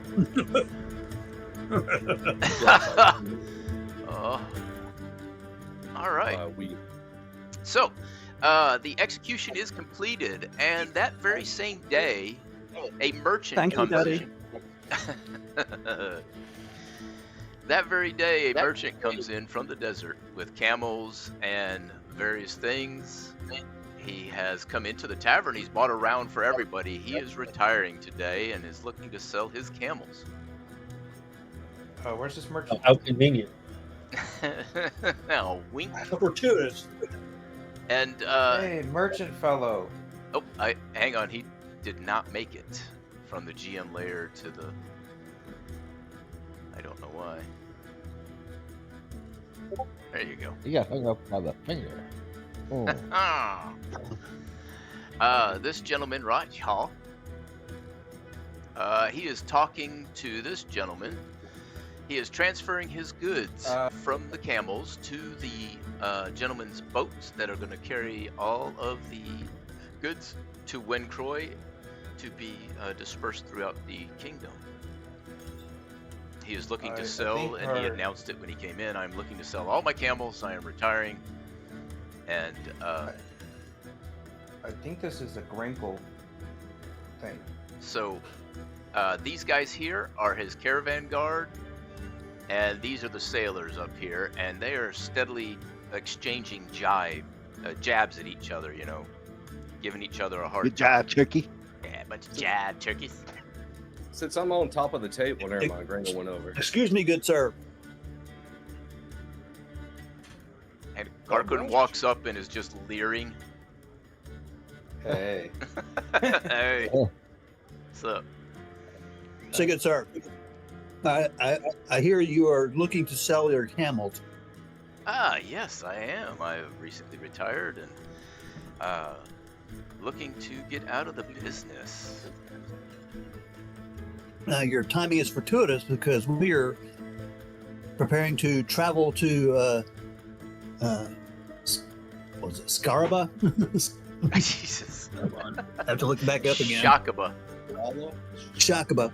You know, you make towns' names easy to remember. Yet. No, I'm just kidding. I'm kidding. I made the town up, so you don't know. So yeah. So, and we will be in need of camels for all of us, and for some of our gear. Well, I have camels and wagons. You're welcome to purchase. I have 8 camels. Actually, I have 8 camels, and one of them, he's not a one you would ride. He's more of the one that pulls the wagon. So, how many would you like? We'll need a camel for. Well, hey, Father Scab, are you willing to ride a camel? Or are you? I am not bringing my mule through the desert. All right. So we'll need Now, a camel for each of us. We have a horse with no name. Yeah, we're gonna. Damn it! You beat me to it. We need our 8 camels. We'll buy all 8 of your camel and one of your wagons. All right. Each camel is 50 gold pieces. Hang on, let me write stuff down because I got to change screen.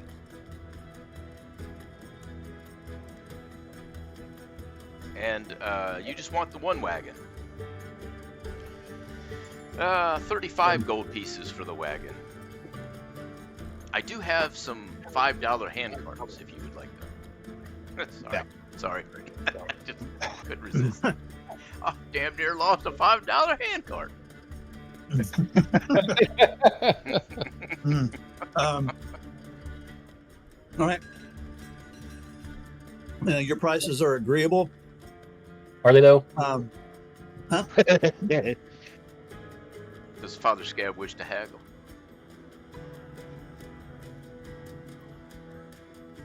No, I'm gonna be good. I was gonna cast a spell. Oh no! You ain't got a hair on your ass. No. All right. So then I'm gonna cast a command spell. Oh no! All right.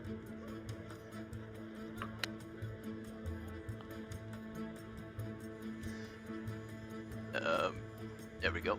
Pop it up for me. All right. That way.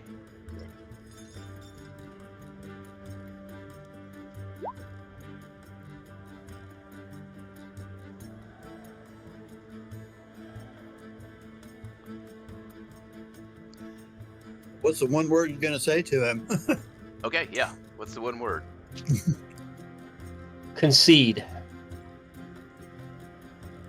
Oh, that's pretty high save, huh?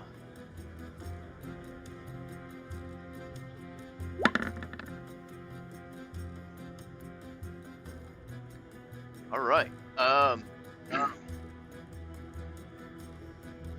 A look of surprise crosses his face when you cast the spell. However, he says, I like to cut a your jib. I'll cut 10% off.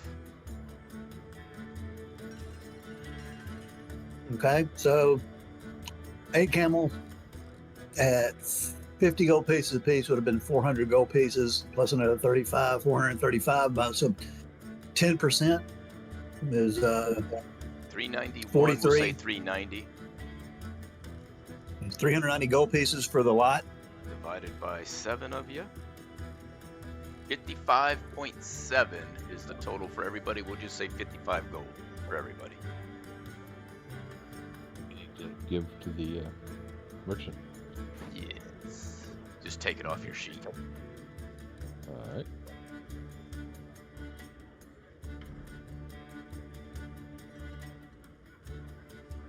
Oh, yeah, cool. Oh. You know what we haven't I'm now penniless. We have not leveled up.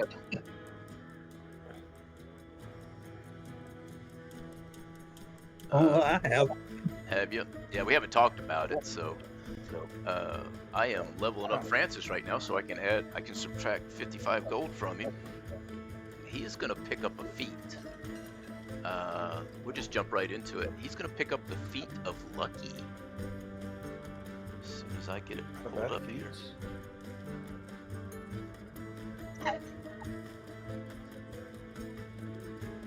Come on.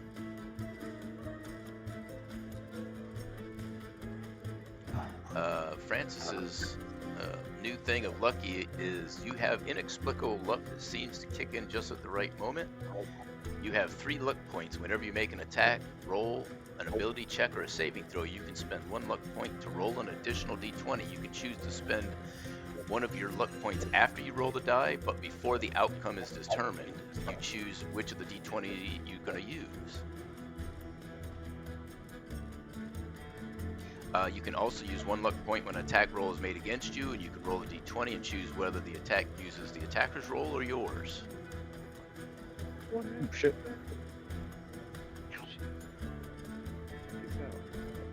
And for some reason, Character Mancer's not working.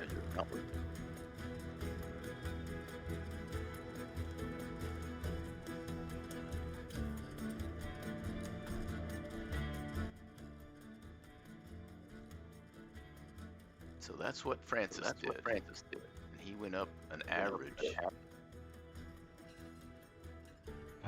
The main thing that happened with me is I got another 5 points of lay on hands, so I have 80 points of lay on hands, and my hit points went up to 158. It's just not working. Yeah, it's not working for me either. Ranger 1, what? No, yeah. I just apply the changes, and then I'll go back and fix it. All right. I think I had problems with it. DC 8 plus I would just be 2 Constitution. DC 8 average is 5 plus 2, 7. All right. 10. So if it has a 1 showing, does that mean I go up by 1, or I need to change it to Yeah. 16? No, you need to change it to a 1, because it'll say level 15 plus 1. And what's the average yeah. roll It should anyway. for HP? What's your D? Is it a D8 for you? I'm looking. Hold on a second. 1d10 plus your Constitution modifier. So it's a 6 range plus your level. Constitution modifier.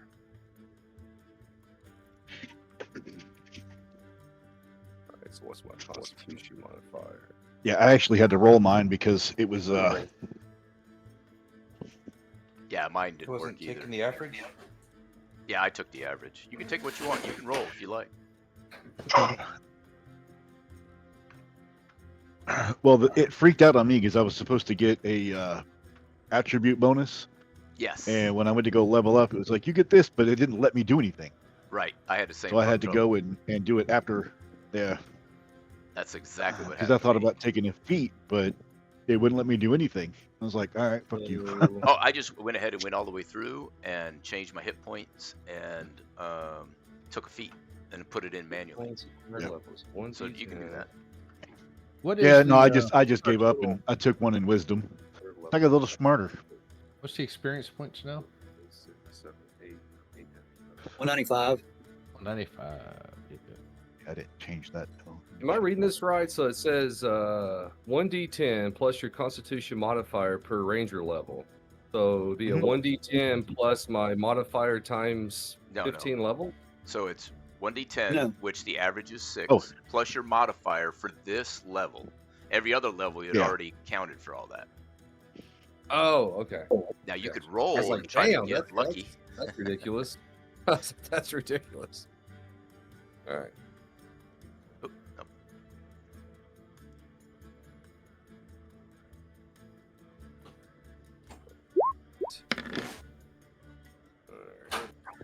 Plus modifier, so, could be worse. Well, I now have advantage on keeping concentration. Nice. And if anyone ever triggers an attack of opportunity from me, I can cast a touch spell. Or, no, not touch spell, a spell that targets a single individual. I think I want you touching me.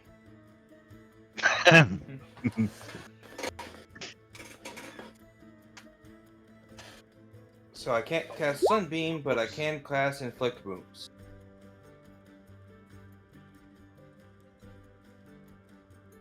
So I got an ability score improvement, which means I raised my charisma, since that's my spell casting ability, to 19. And I forget if I took I took an extra point in my constitution, which has got me a constitution of 14. So Nice. that, or I took a point in dexterity, got it up to 18. So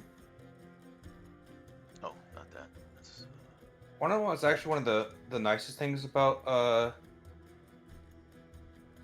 about attack of opportunity with the Warcaster feat. It's actually good for clerics because when your allies pass you, you can reaction cast Cure Wounds. That might come in handy.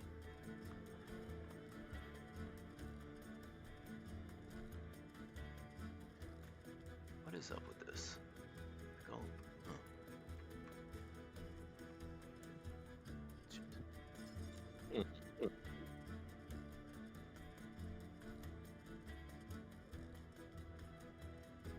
All right. Now.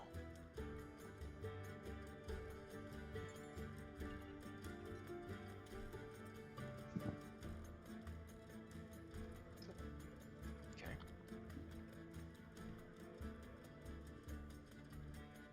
No modifier. Not proficient. No damage. But it's next level I like it. If I do what's... Yeah, that's what I thought.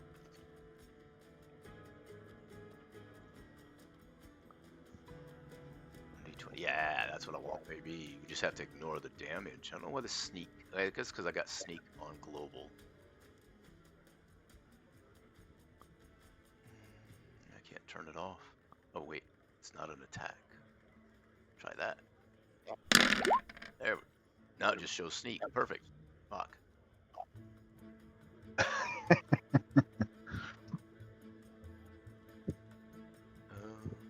Maybe if I make it a saving throw.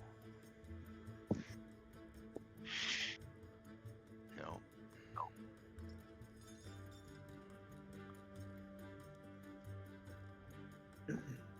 Interesting.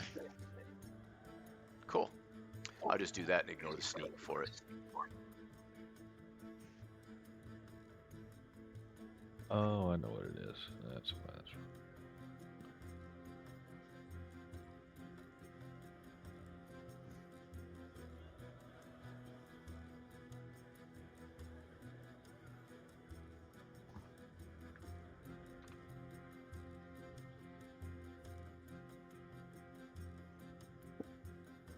Want to change that or not?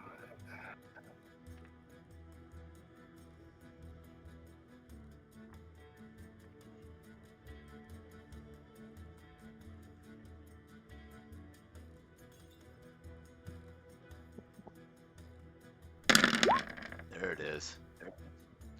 Got my bow fixed up to do poison. Poison.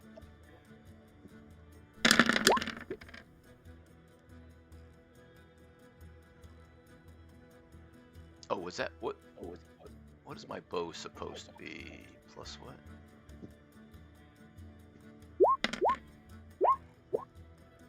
So, anyways, we got that far. Oh, yeah, here we go. All right.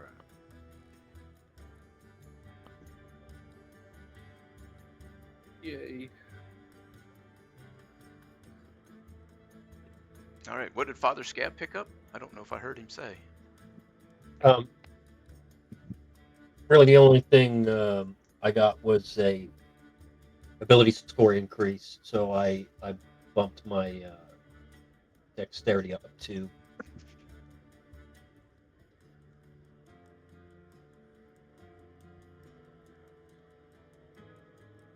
So I am nimble and agile. Are you agile, hostile, and mobile?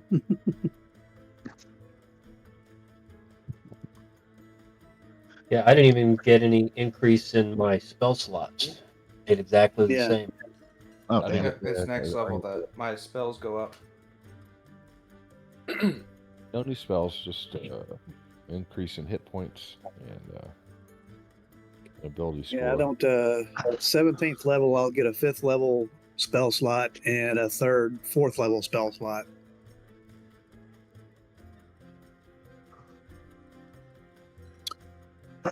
I will say I do like the in the 2024 rules for Dragonborn breath weapon. You're able to use the breath weapon a number of times equal to your proficiency bonus, and you regain all expended uses when you finish a long rest. But that's in the 2024. Yeah. Oh, damn. So you'd have like 4, wouldn't you? 4 or 5. I'd have 5. Damn. I have 5 uses of my breath under the 2024 rules, as opposed to 1, and I have to take a long rest before I can use it again. That could be the fuck up that happened right now with the character mancer, with all the updates, the legacy, the what is the other one? The jump, and then the 2024 that came out. It's probably a bug. Oh, I'm sorry, you can't use it again. No, there it goes. It's a shorter long rest, but either way, you get 1 use of it. Let's see. After you use your breath weapon, you can't use it again until you complete a shorter long rest. That's to me, that's kind of dumb, but.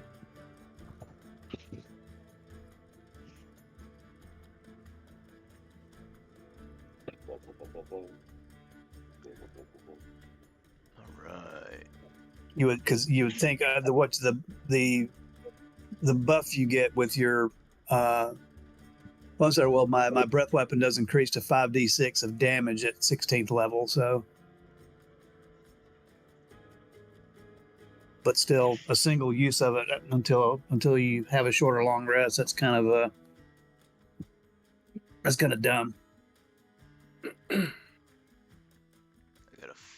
finally getting around to fixing my short bow to recognize accordingly. That should be.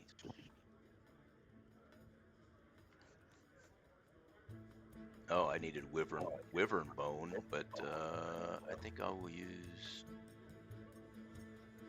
I think the dragon bone. Oh no, I'm already done. That's right. Francis was already done. Okay. Yep. Say 2, 8, 6. All right, now we're golden. Well, that sucked. But anyways, there you go. And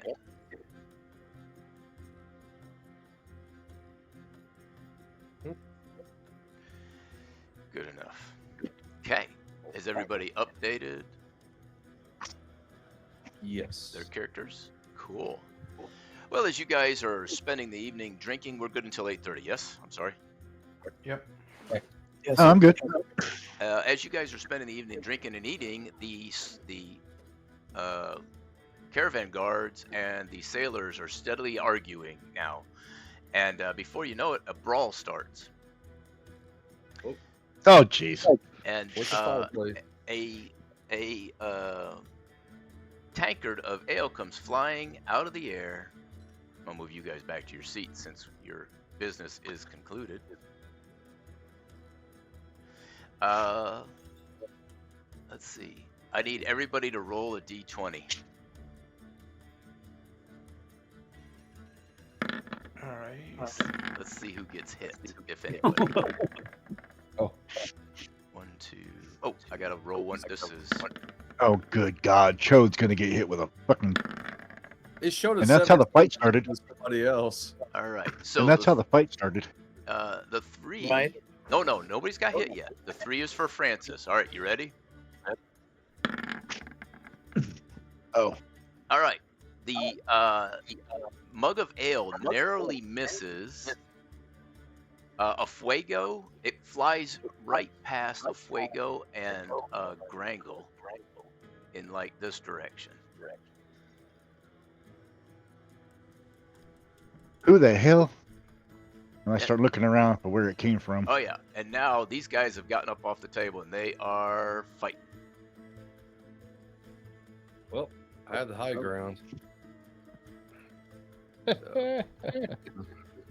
And you hear the bartender, whose name is Robin, yell, "Take it outside, out back. It's where you're fighting. You're not fighting in here."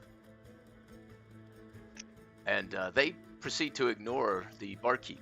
What do you guys wish to do? I'm going to turn into an air elemental. Start cracking skulls. And in the boomiest voice I can, I'm gonna say, "He said take it outside." All right. And Grangle will go and open the door. And roll 20 froze on me. I'm trying to flip. Can you flip yourself around? I don't think you can. Yeah, I have to click the button. I think I have to make you large, but you can do it. There you go. What was the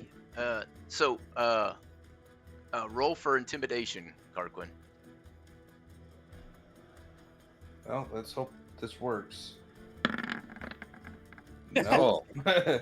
They turn and look at you, and they're not convinced that you're real. So a mug comes flying off the table and whacks hit. Well, is Ursa if outside? that's the case, then Ursa I'm is going outside. to whirl them all up and spit them out the window. Out the open door. I opened the doors. The back. That's a window. That's a window.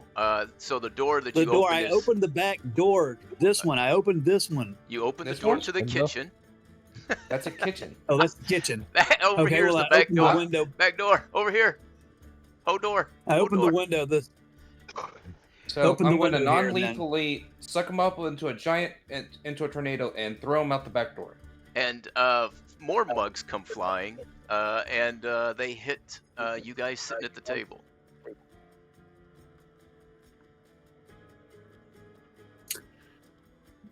And we go. And then I close the door and come back to my seat.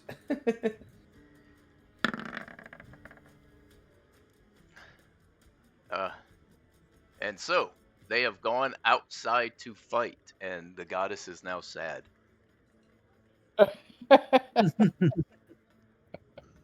So these Very people have sad. seen enough.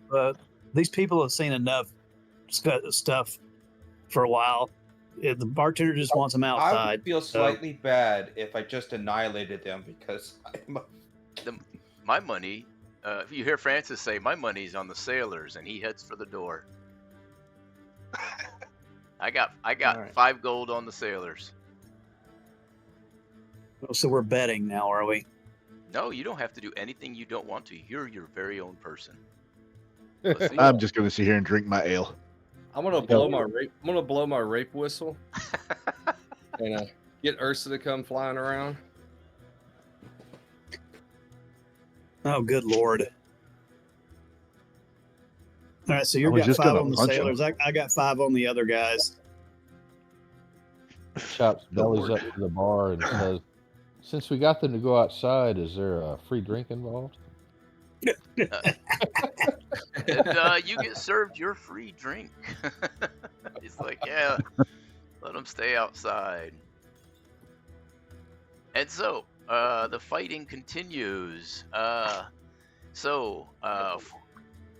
Grangle has money on the caravan guards. Francis has money on the sailors. Anybody else? Anybody? Hey, Gringle says, "Hey, if Ursa gets involved, I've got 10 on Ursa." I have 20 on me. Yeah.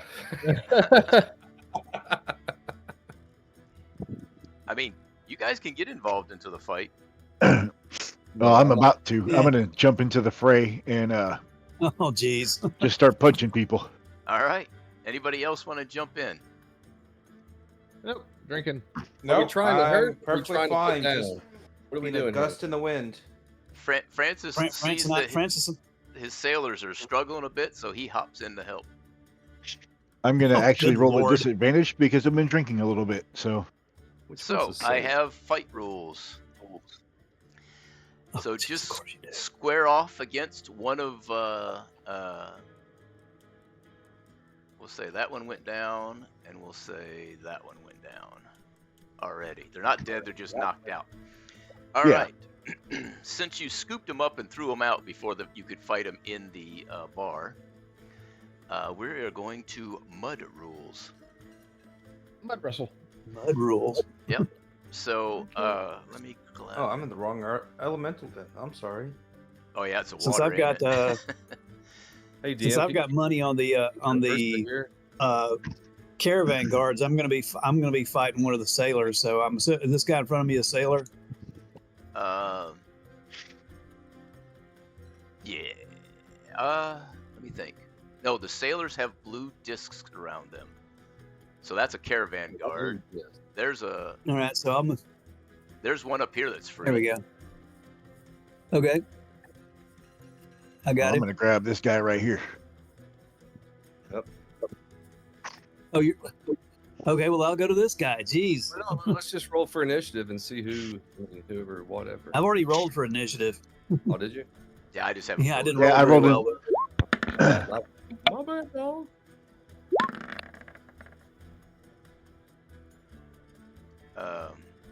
Not that it matters, so I'll just get rid of that. You still see yourself, Chode? Yep. So everybody goes out of their way to avoid Ursa. Oh no, no, I'm not on the list anymore. Okay, I deleted the one that. Here, I'll roll again. It was a 16. Hold on a second. And 16. All right. There we go.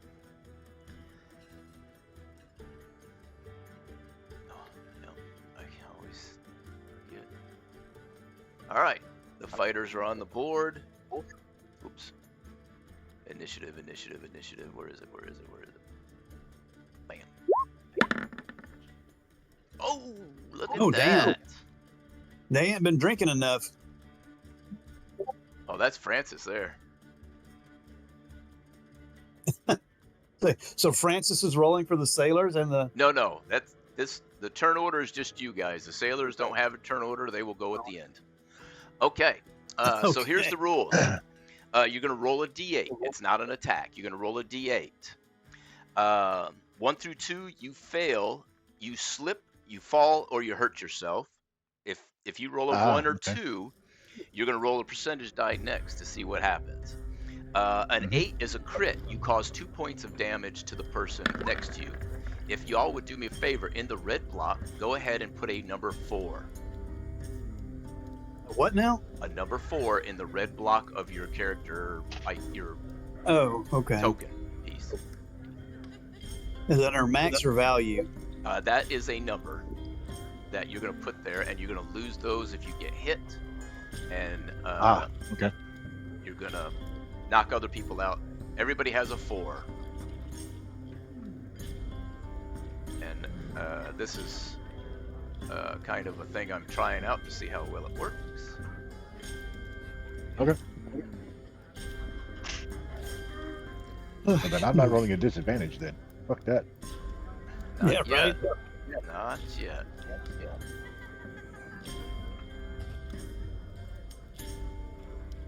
I know people are hopping around. It's because I'm clicking on them and they're changing positions. It's okay. All right. Now.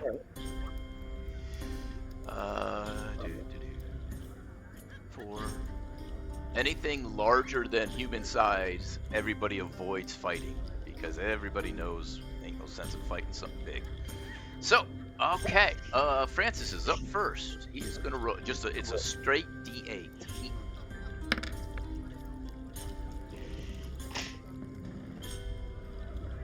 Okay, Father Scab. Oh, Francis rolls a natural 8. He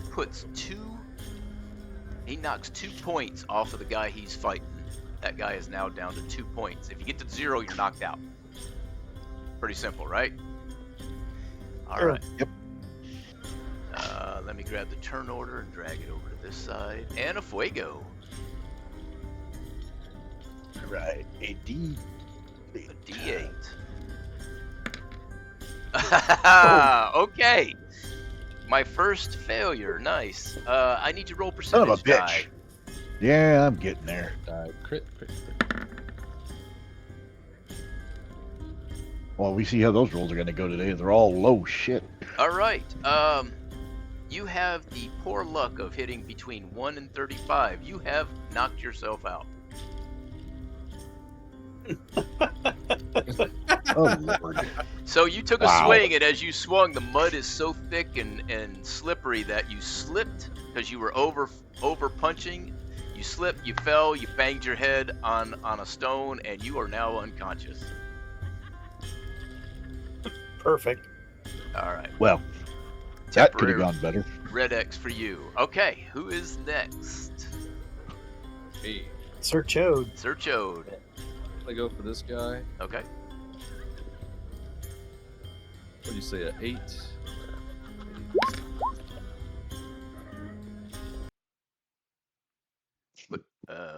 What did you 5. roll?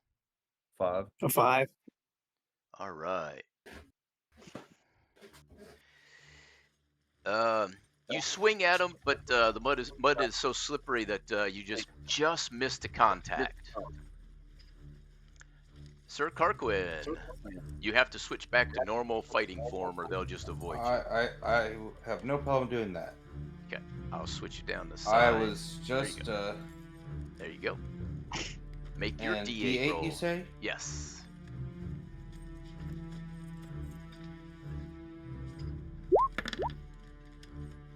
You also struggle as you change size and try to get your humanoid footing. You slip in the mud as well and miss. All right. Everybody just avoids Ursa. Sir Grangle. Why, they can't bear it? They can't bear it, that's right. Ursa says, screw that, I'm chasing him down. And you also Three. miss. It's really muddy in here. All right, it is the other people's turn. So the one guy against Francis take one on the chin, and he didn't like it too much, so he swings back, and Francis gets popped good. He loses a point. He is down to 3. Who's next? I will do Grangle next, just to keep it simple. And that guy slips and misses. The guys to your south, Grangle, that are fighting attack each other. And also, this guy here slips and falls and knocks himself out. Now it's going to be a 2-on-1 on Grangle. Oh, God. Bless Sorry, I tried to hit mute before that hit. It snuck up on me. This guy runs up to attack that guy, who so far is undefeated, and rolls a 6 and does punch him just one time for 1 point, and then he returns the favor and knocks him the fuck out. No, he takes 2 points off of him. Sorry, 2 points off of him. That is a solid hit. All right, now to Sir Chode, and then all right, 7. 1 point. Sir Carquin lost 1 point, and Sir Chode lost 1 point. All right, back to the top of the turn order. It is Francis's turn. And Francis swings and it just catches him on the tip of the jaw, just enough to stun the guy a little bit. That guy is definitely hurting. It is Sir Chode's turn.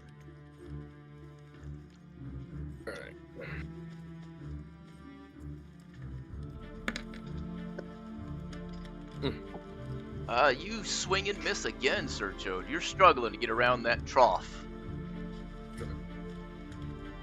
Sir Carquin.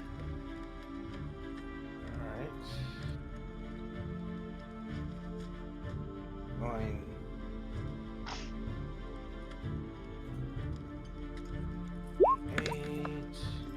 Uh-oh. Sir Carquin goes down unconscious.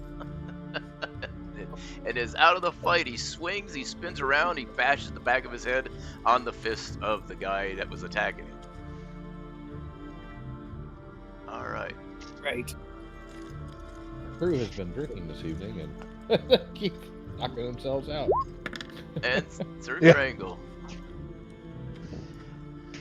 All right. That you miss again, Sir Grangle. All right, back to the from right to left. The guy attacks Francis and knocks 1 more point off of Francis. Francis is having a tough go at this point. And Grangle, you've got 2 on you now. Oop, wrong button. Sorry. 2. Ignore that first one. Oh, and this guy turns around to hit you and accidentally slips, hits his head on the trough, and knocks himself out. And the other guy misses. Okay. Sir Chode, you got 2 on you now.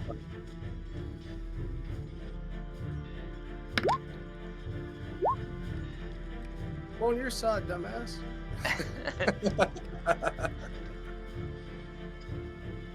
Let's see, a 6 and a 5. You lose 1 point. One makes contact, and one that turned around just couldn't get his footing enough. The two that are fighting themselves. One knocks himself out. The champ up here, been undefeated, goes down. Okay.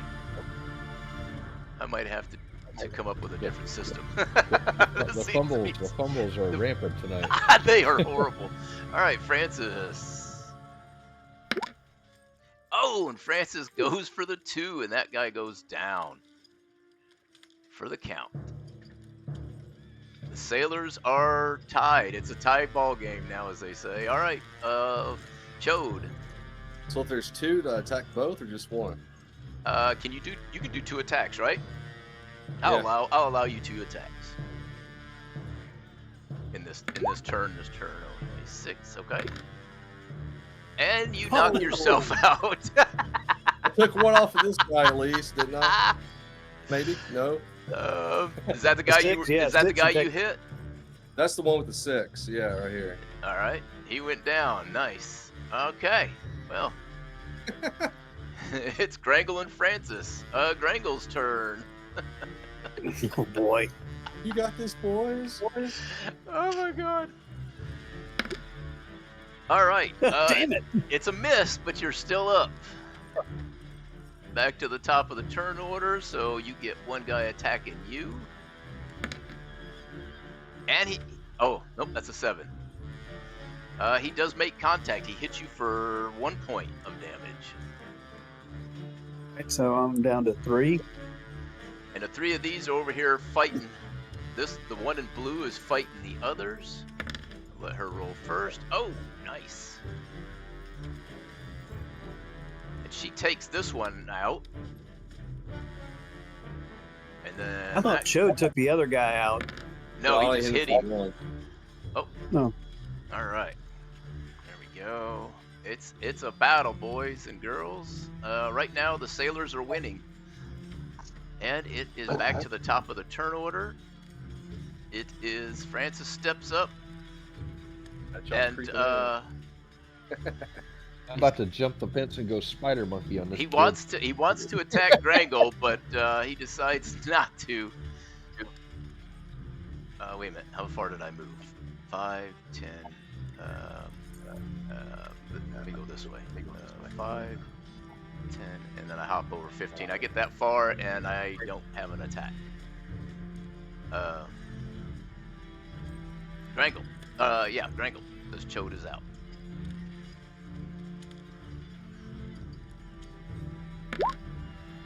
Oh, that's 2 points. You caught up finally. All right, now it's their turn. All right, so this system doesn't work as good as I had hoped. Oh, that's 1 point on Grangle. These two are fighting each other right now. Oh no. And it's 1-1. One sailor left and one fighter left. First person to knock out their opponent wins. So Francis steps up, takes a swing, and misses. Grangle.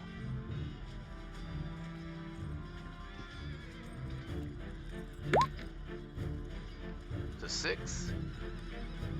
And that's a 1 point hit. Your person's pretty battered. They're pretty leery. Oh, Francis is gonna lose money. He ain't gonna like this.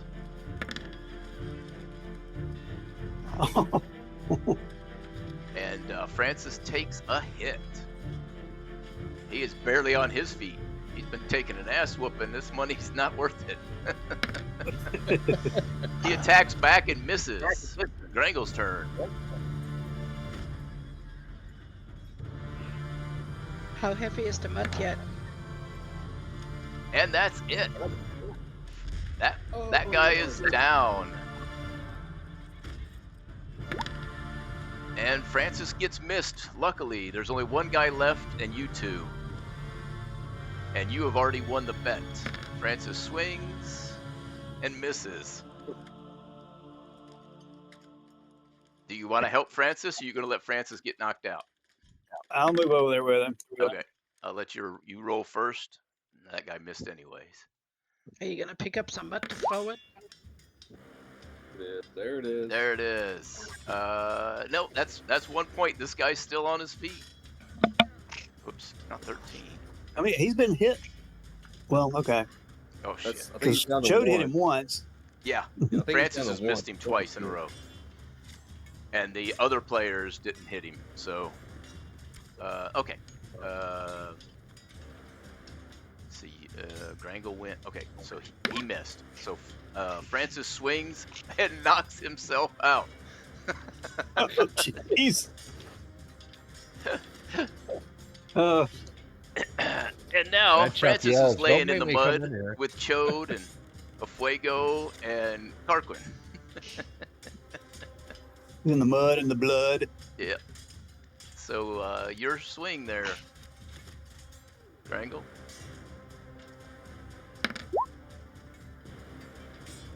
And that he's pretty bloodied at this point. He's still got 1 point left. He swings at you and misses. Oh, Jesus. Come on. And you miss. And he misses. Oh, no. No, he just net 2 points on you. 2 points, that's all. You're still Well, good. that's it. That's no. The Brotherhood gets knocked out. And Ursa says, "Screw this," and she runs over the guy. And he's last man standing, so he picks up his buddies, gets everybody woke up. You guys are back alive naturally. You're not dead, but Grangle, Francis, I want my 5 gold. oh yeah, I gotta do the gold thing, don't I? I forgot to take the gold off for paying for the thing. And so, there you go.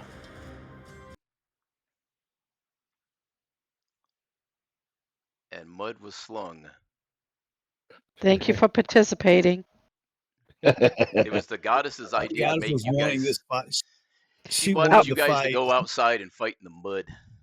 Yes, I did. Good job, Matt Chops. You did good. Hey, I'm there for moral support. I'm a lover, not a fighter. I have a strength of 8. I'm a Thank you. fireball, not a fighter. Yeah, so yeah, technically a bar brawl, you gotta be able to, strength Increase and your stuff. weight. But you guys would kick the shit out of everybody if we went by that. So that's why I don't do that. Grangle will stumble back inside, and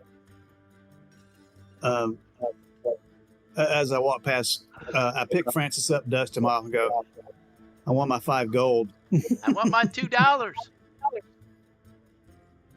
No, just me. Yeah, it's just you. Unless you're going down a bike, Yeah, off a on a cliff. bike, going through the woods, chasing a car, I want my $2. turning left if something gets in your way. I've added the 5 gold to my gold piece count. I need to watch that movie tonight. I haven't seen it in a while. Oh shit! I gotta do math. Grangle picks up his buddy and says, "Good bet, buddy. Good bet. Now pay up. Let's go drink." Yeah. All right. And Grangle stumbles back inside. And there you go. You gotta knock off some of the mud, wash yourself in the troughs to rinse some of the mud off, and back in, drinking more. Hey, Father Scab, you missed a hell of a fight. Oh, I didn't miss anything. Seems I missed it too. Woke up covered in mud. A little blood on the back of my head. What the hell? All right, back up to Father Scab. Grangle says, "You drunk son of a bitch. You knocked yourself out." All right, Father Scab, roll persuasion. Persuasion. They trying to put a move on Barbs?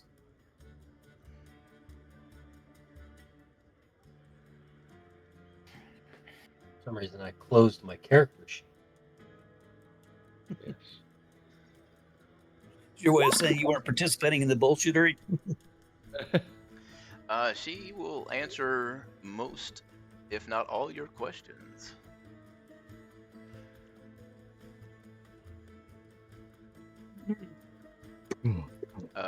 what particular questions do you have about her, the town, the goings-ons?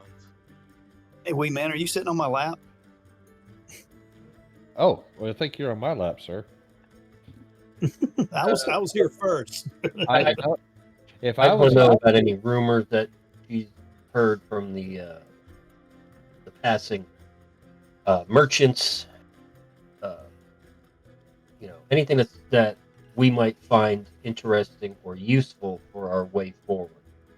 Okay. And she recalls several months back a group of description that you described of the Lucky Tub Funtime gang that had passed through here, and it had been several months. Funtime gang. Yeah. That was a name generator that created that, and I went with it. So. And I owned it. Yep. And so, fitting the description of the people, you said they had gone through here several months before. Merchants come and go regularly from this place. This city, as it is right there at the gap leading between the mountains, leading to the desert and the steppes to the north. A lot of trade comes from there, some exotic spices and different stuff comes from those locations. There's a very particular delicacy which she is fond of. Let me see if I can get the name here.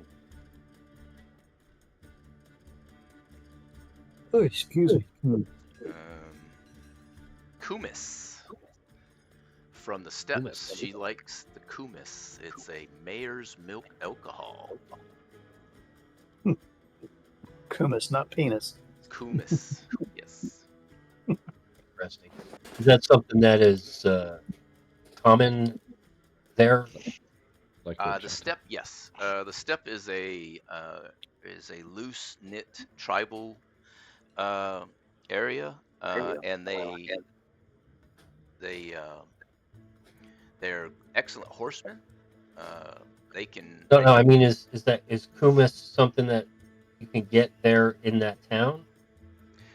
When the merchants do come through, they are out of it currently because, the recent situation. All right. But they usually have some. And those people of the steppes, are they friendly? Are they people that we could be allies with? Would they be helpful to us if we came across them? It kind of is a mixed bag. The ones that come here obviously are trading, so they are kind. They are noted to be warlike and very suspicious of people, from what she understands. Kind of like us.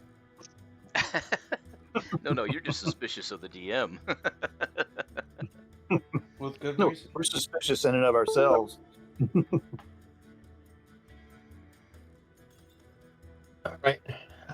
I think that's about it. That's about all I'm gonna get from her, and I'll let everybody know all of this stuff. This is what I learned from Barbs. While you assholes were out there fighting. Yeah, I was doing the Lord's work in here. The goddess's work, I mean.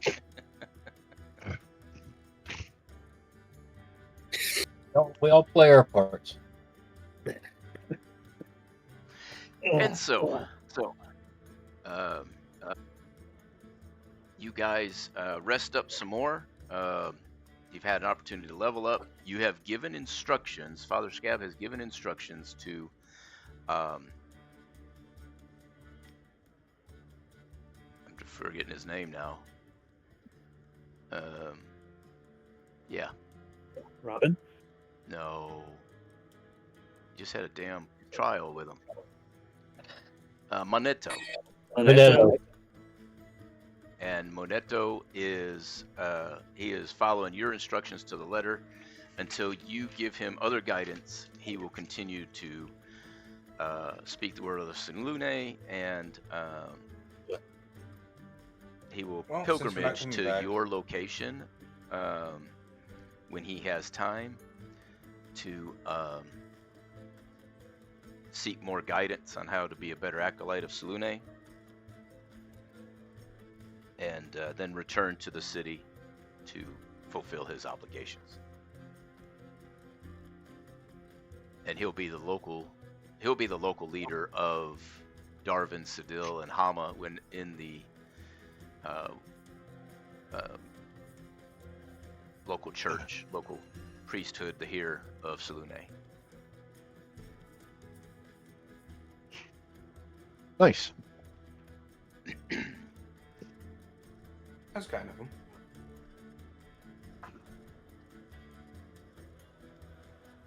Okay. Do you have any instructions for Moneto while you are gone? Oh, nothing beyond what you just said. Okay. I mean, unless anybody has anything that they want him to do.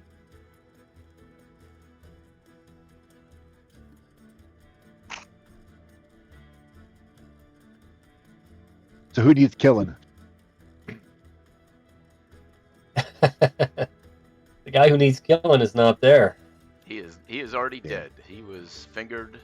He's death. unfingered and left the building. So I guess we had to finish this quest that we're on to find the happy fun time tub people. All right. In my defense, I've been drinking just a little bit. Just a little bit. I'm really warm at the moment. A touche warm? The scooch warm. A scooch. Ooh, it's time for more. Just gotta Allegedly. Gotta top off. Just gotta top off. That way I don't get wasted. Cheers, genitals.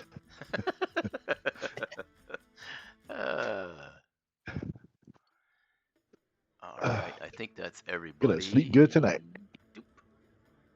Wait, that's only 6. Who's missing? What? Oh, Francis. Is he still outside playing in the mud? No, everybody's. Yeah, I'm not worried about that. I was setting up the next map. All I'll right. just put the rest of that in there. Let's go ahead and bring you guys here. Okay. We going to 8:30 or? Yes. Basically, I'm going to set up, lightly set up for next week. You have entered, you have worked your way through, now that the cult's out of the way. Obviously, despite the evil of the dragon, there is literally nobody around for miles that would cause you any problems. So you're able to get past the foothills. You are now down the downward side, headed into the desert.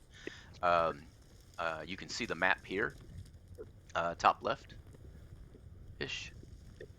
I think you guys can see it. This is literally a picture off of Google Earth of the foothills out in the Colorado area. Colorado and all those. Nice.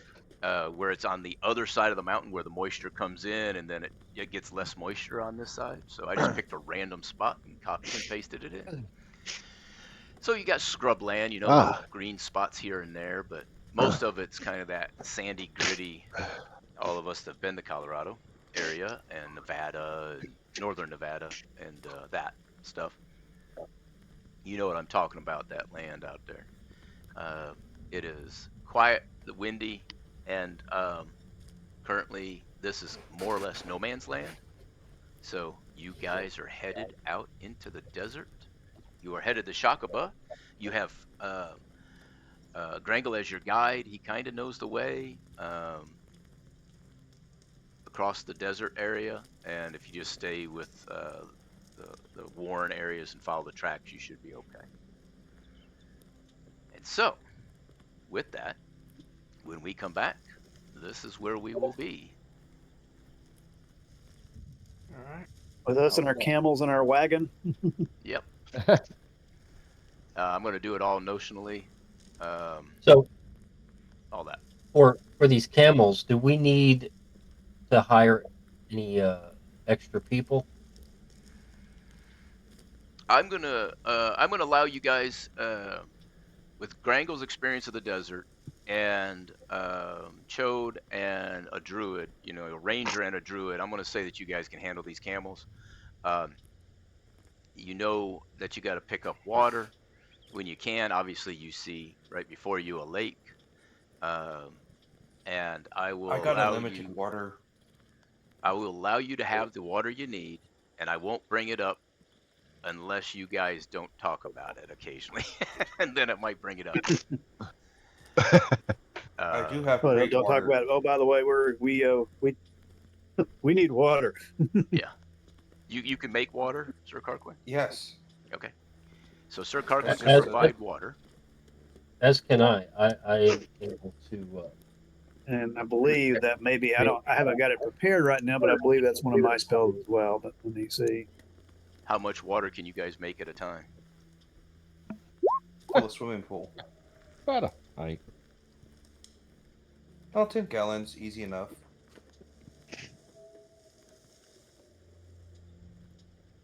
I reach up and Create grab food and me water is 30 gallons of water. 40.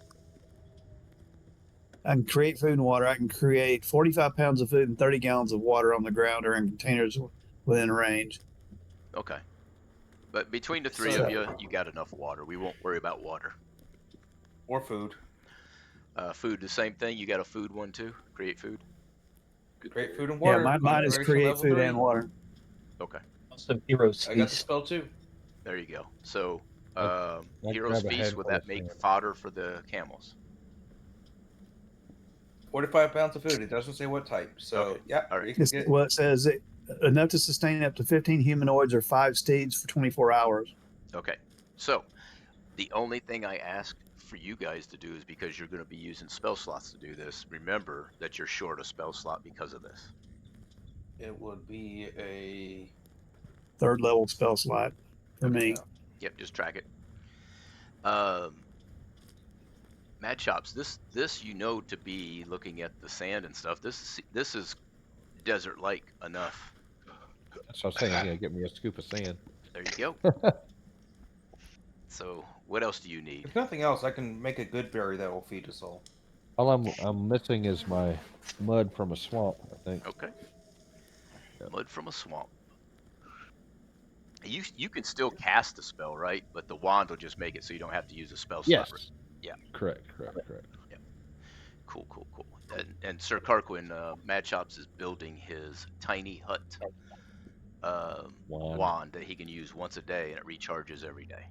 Okay. He is collecting. I'm going to be working on this dragon scale mail. Okay. Do you have proficiency in that? What proficiency is that needed? I don't know. Probably not, considering my tools are drums and herbalism. Yeah. Okay. We'll just assume that Fuego's helping you. I will request Fuego help me in making this armor. Okay, and we'll just let it progress at normal pace. Yeah. Fuego has tools, but he probably doesn't carry a anvil. So. No, that would no. That would require you can do everything, but stitch it together. I guess you would say. Yeah, I could do minor repairs right now if something was to happen, but I can't make a suit. I would need to go and converge with the elves in the woods. For scale mail, I think is probably just a straight. It's made from dragon scales, so yeah, I think you could do it in a forge, basically, with an anvil and tools of that nature. Yeah, but I would need to attach them together. Right. Probably take you 2 weeks? Probably. We'll say, because whatever. Yeah, the charge won't be much because, I'll do it because it's our group. I'll do it, pro bono. Pro bono. Anybody else, and it would be a hefty charge. All right, Carquin, you heard him. Pro boner. Yeah, he'll do it for you. So. All right. when you get to Shakaba, that not Francis, I'm sorry, Grangle assures you that there is plenty of places to finish the armor, finalize it. The work Okay. that you're If you- doing on it, preparing it on the way, you can do, which will save you time. Yeah. In 2 weeks while you're there, you can do it and make contact with the And if you person need you need fire- to contact. I can be fire.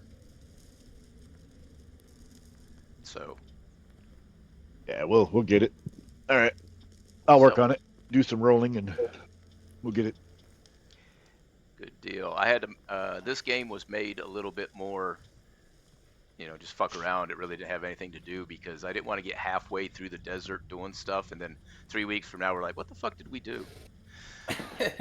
So Hence the idea of the mudslinging. yeah, the fights, and then the trial and all that good stuff. So good game, and we will just text back and forth about other makeup games in between. So good game, boys. I yeah. will see you in Good 3 game. weeks. Good All right. games. 3 weeks. 3 weeks. All right. 3 weeks.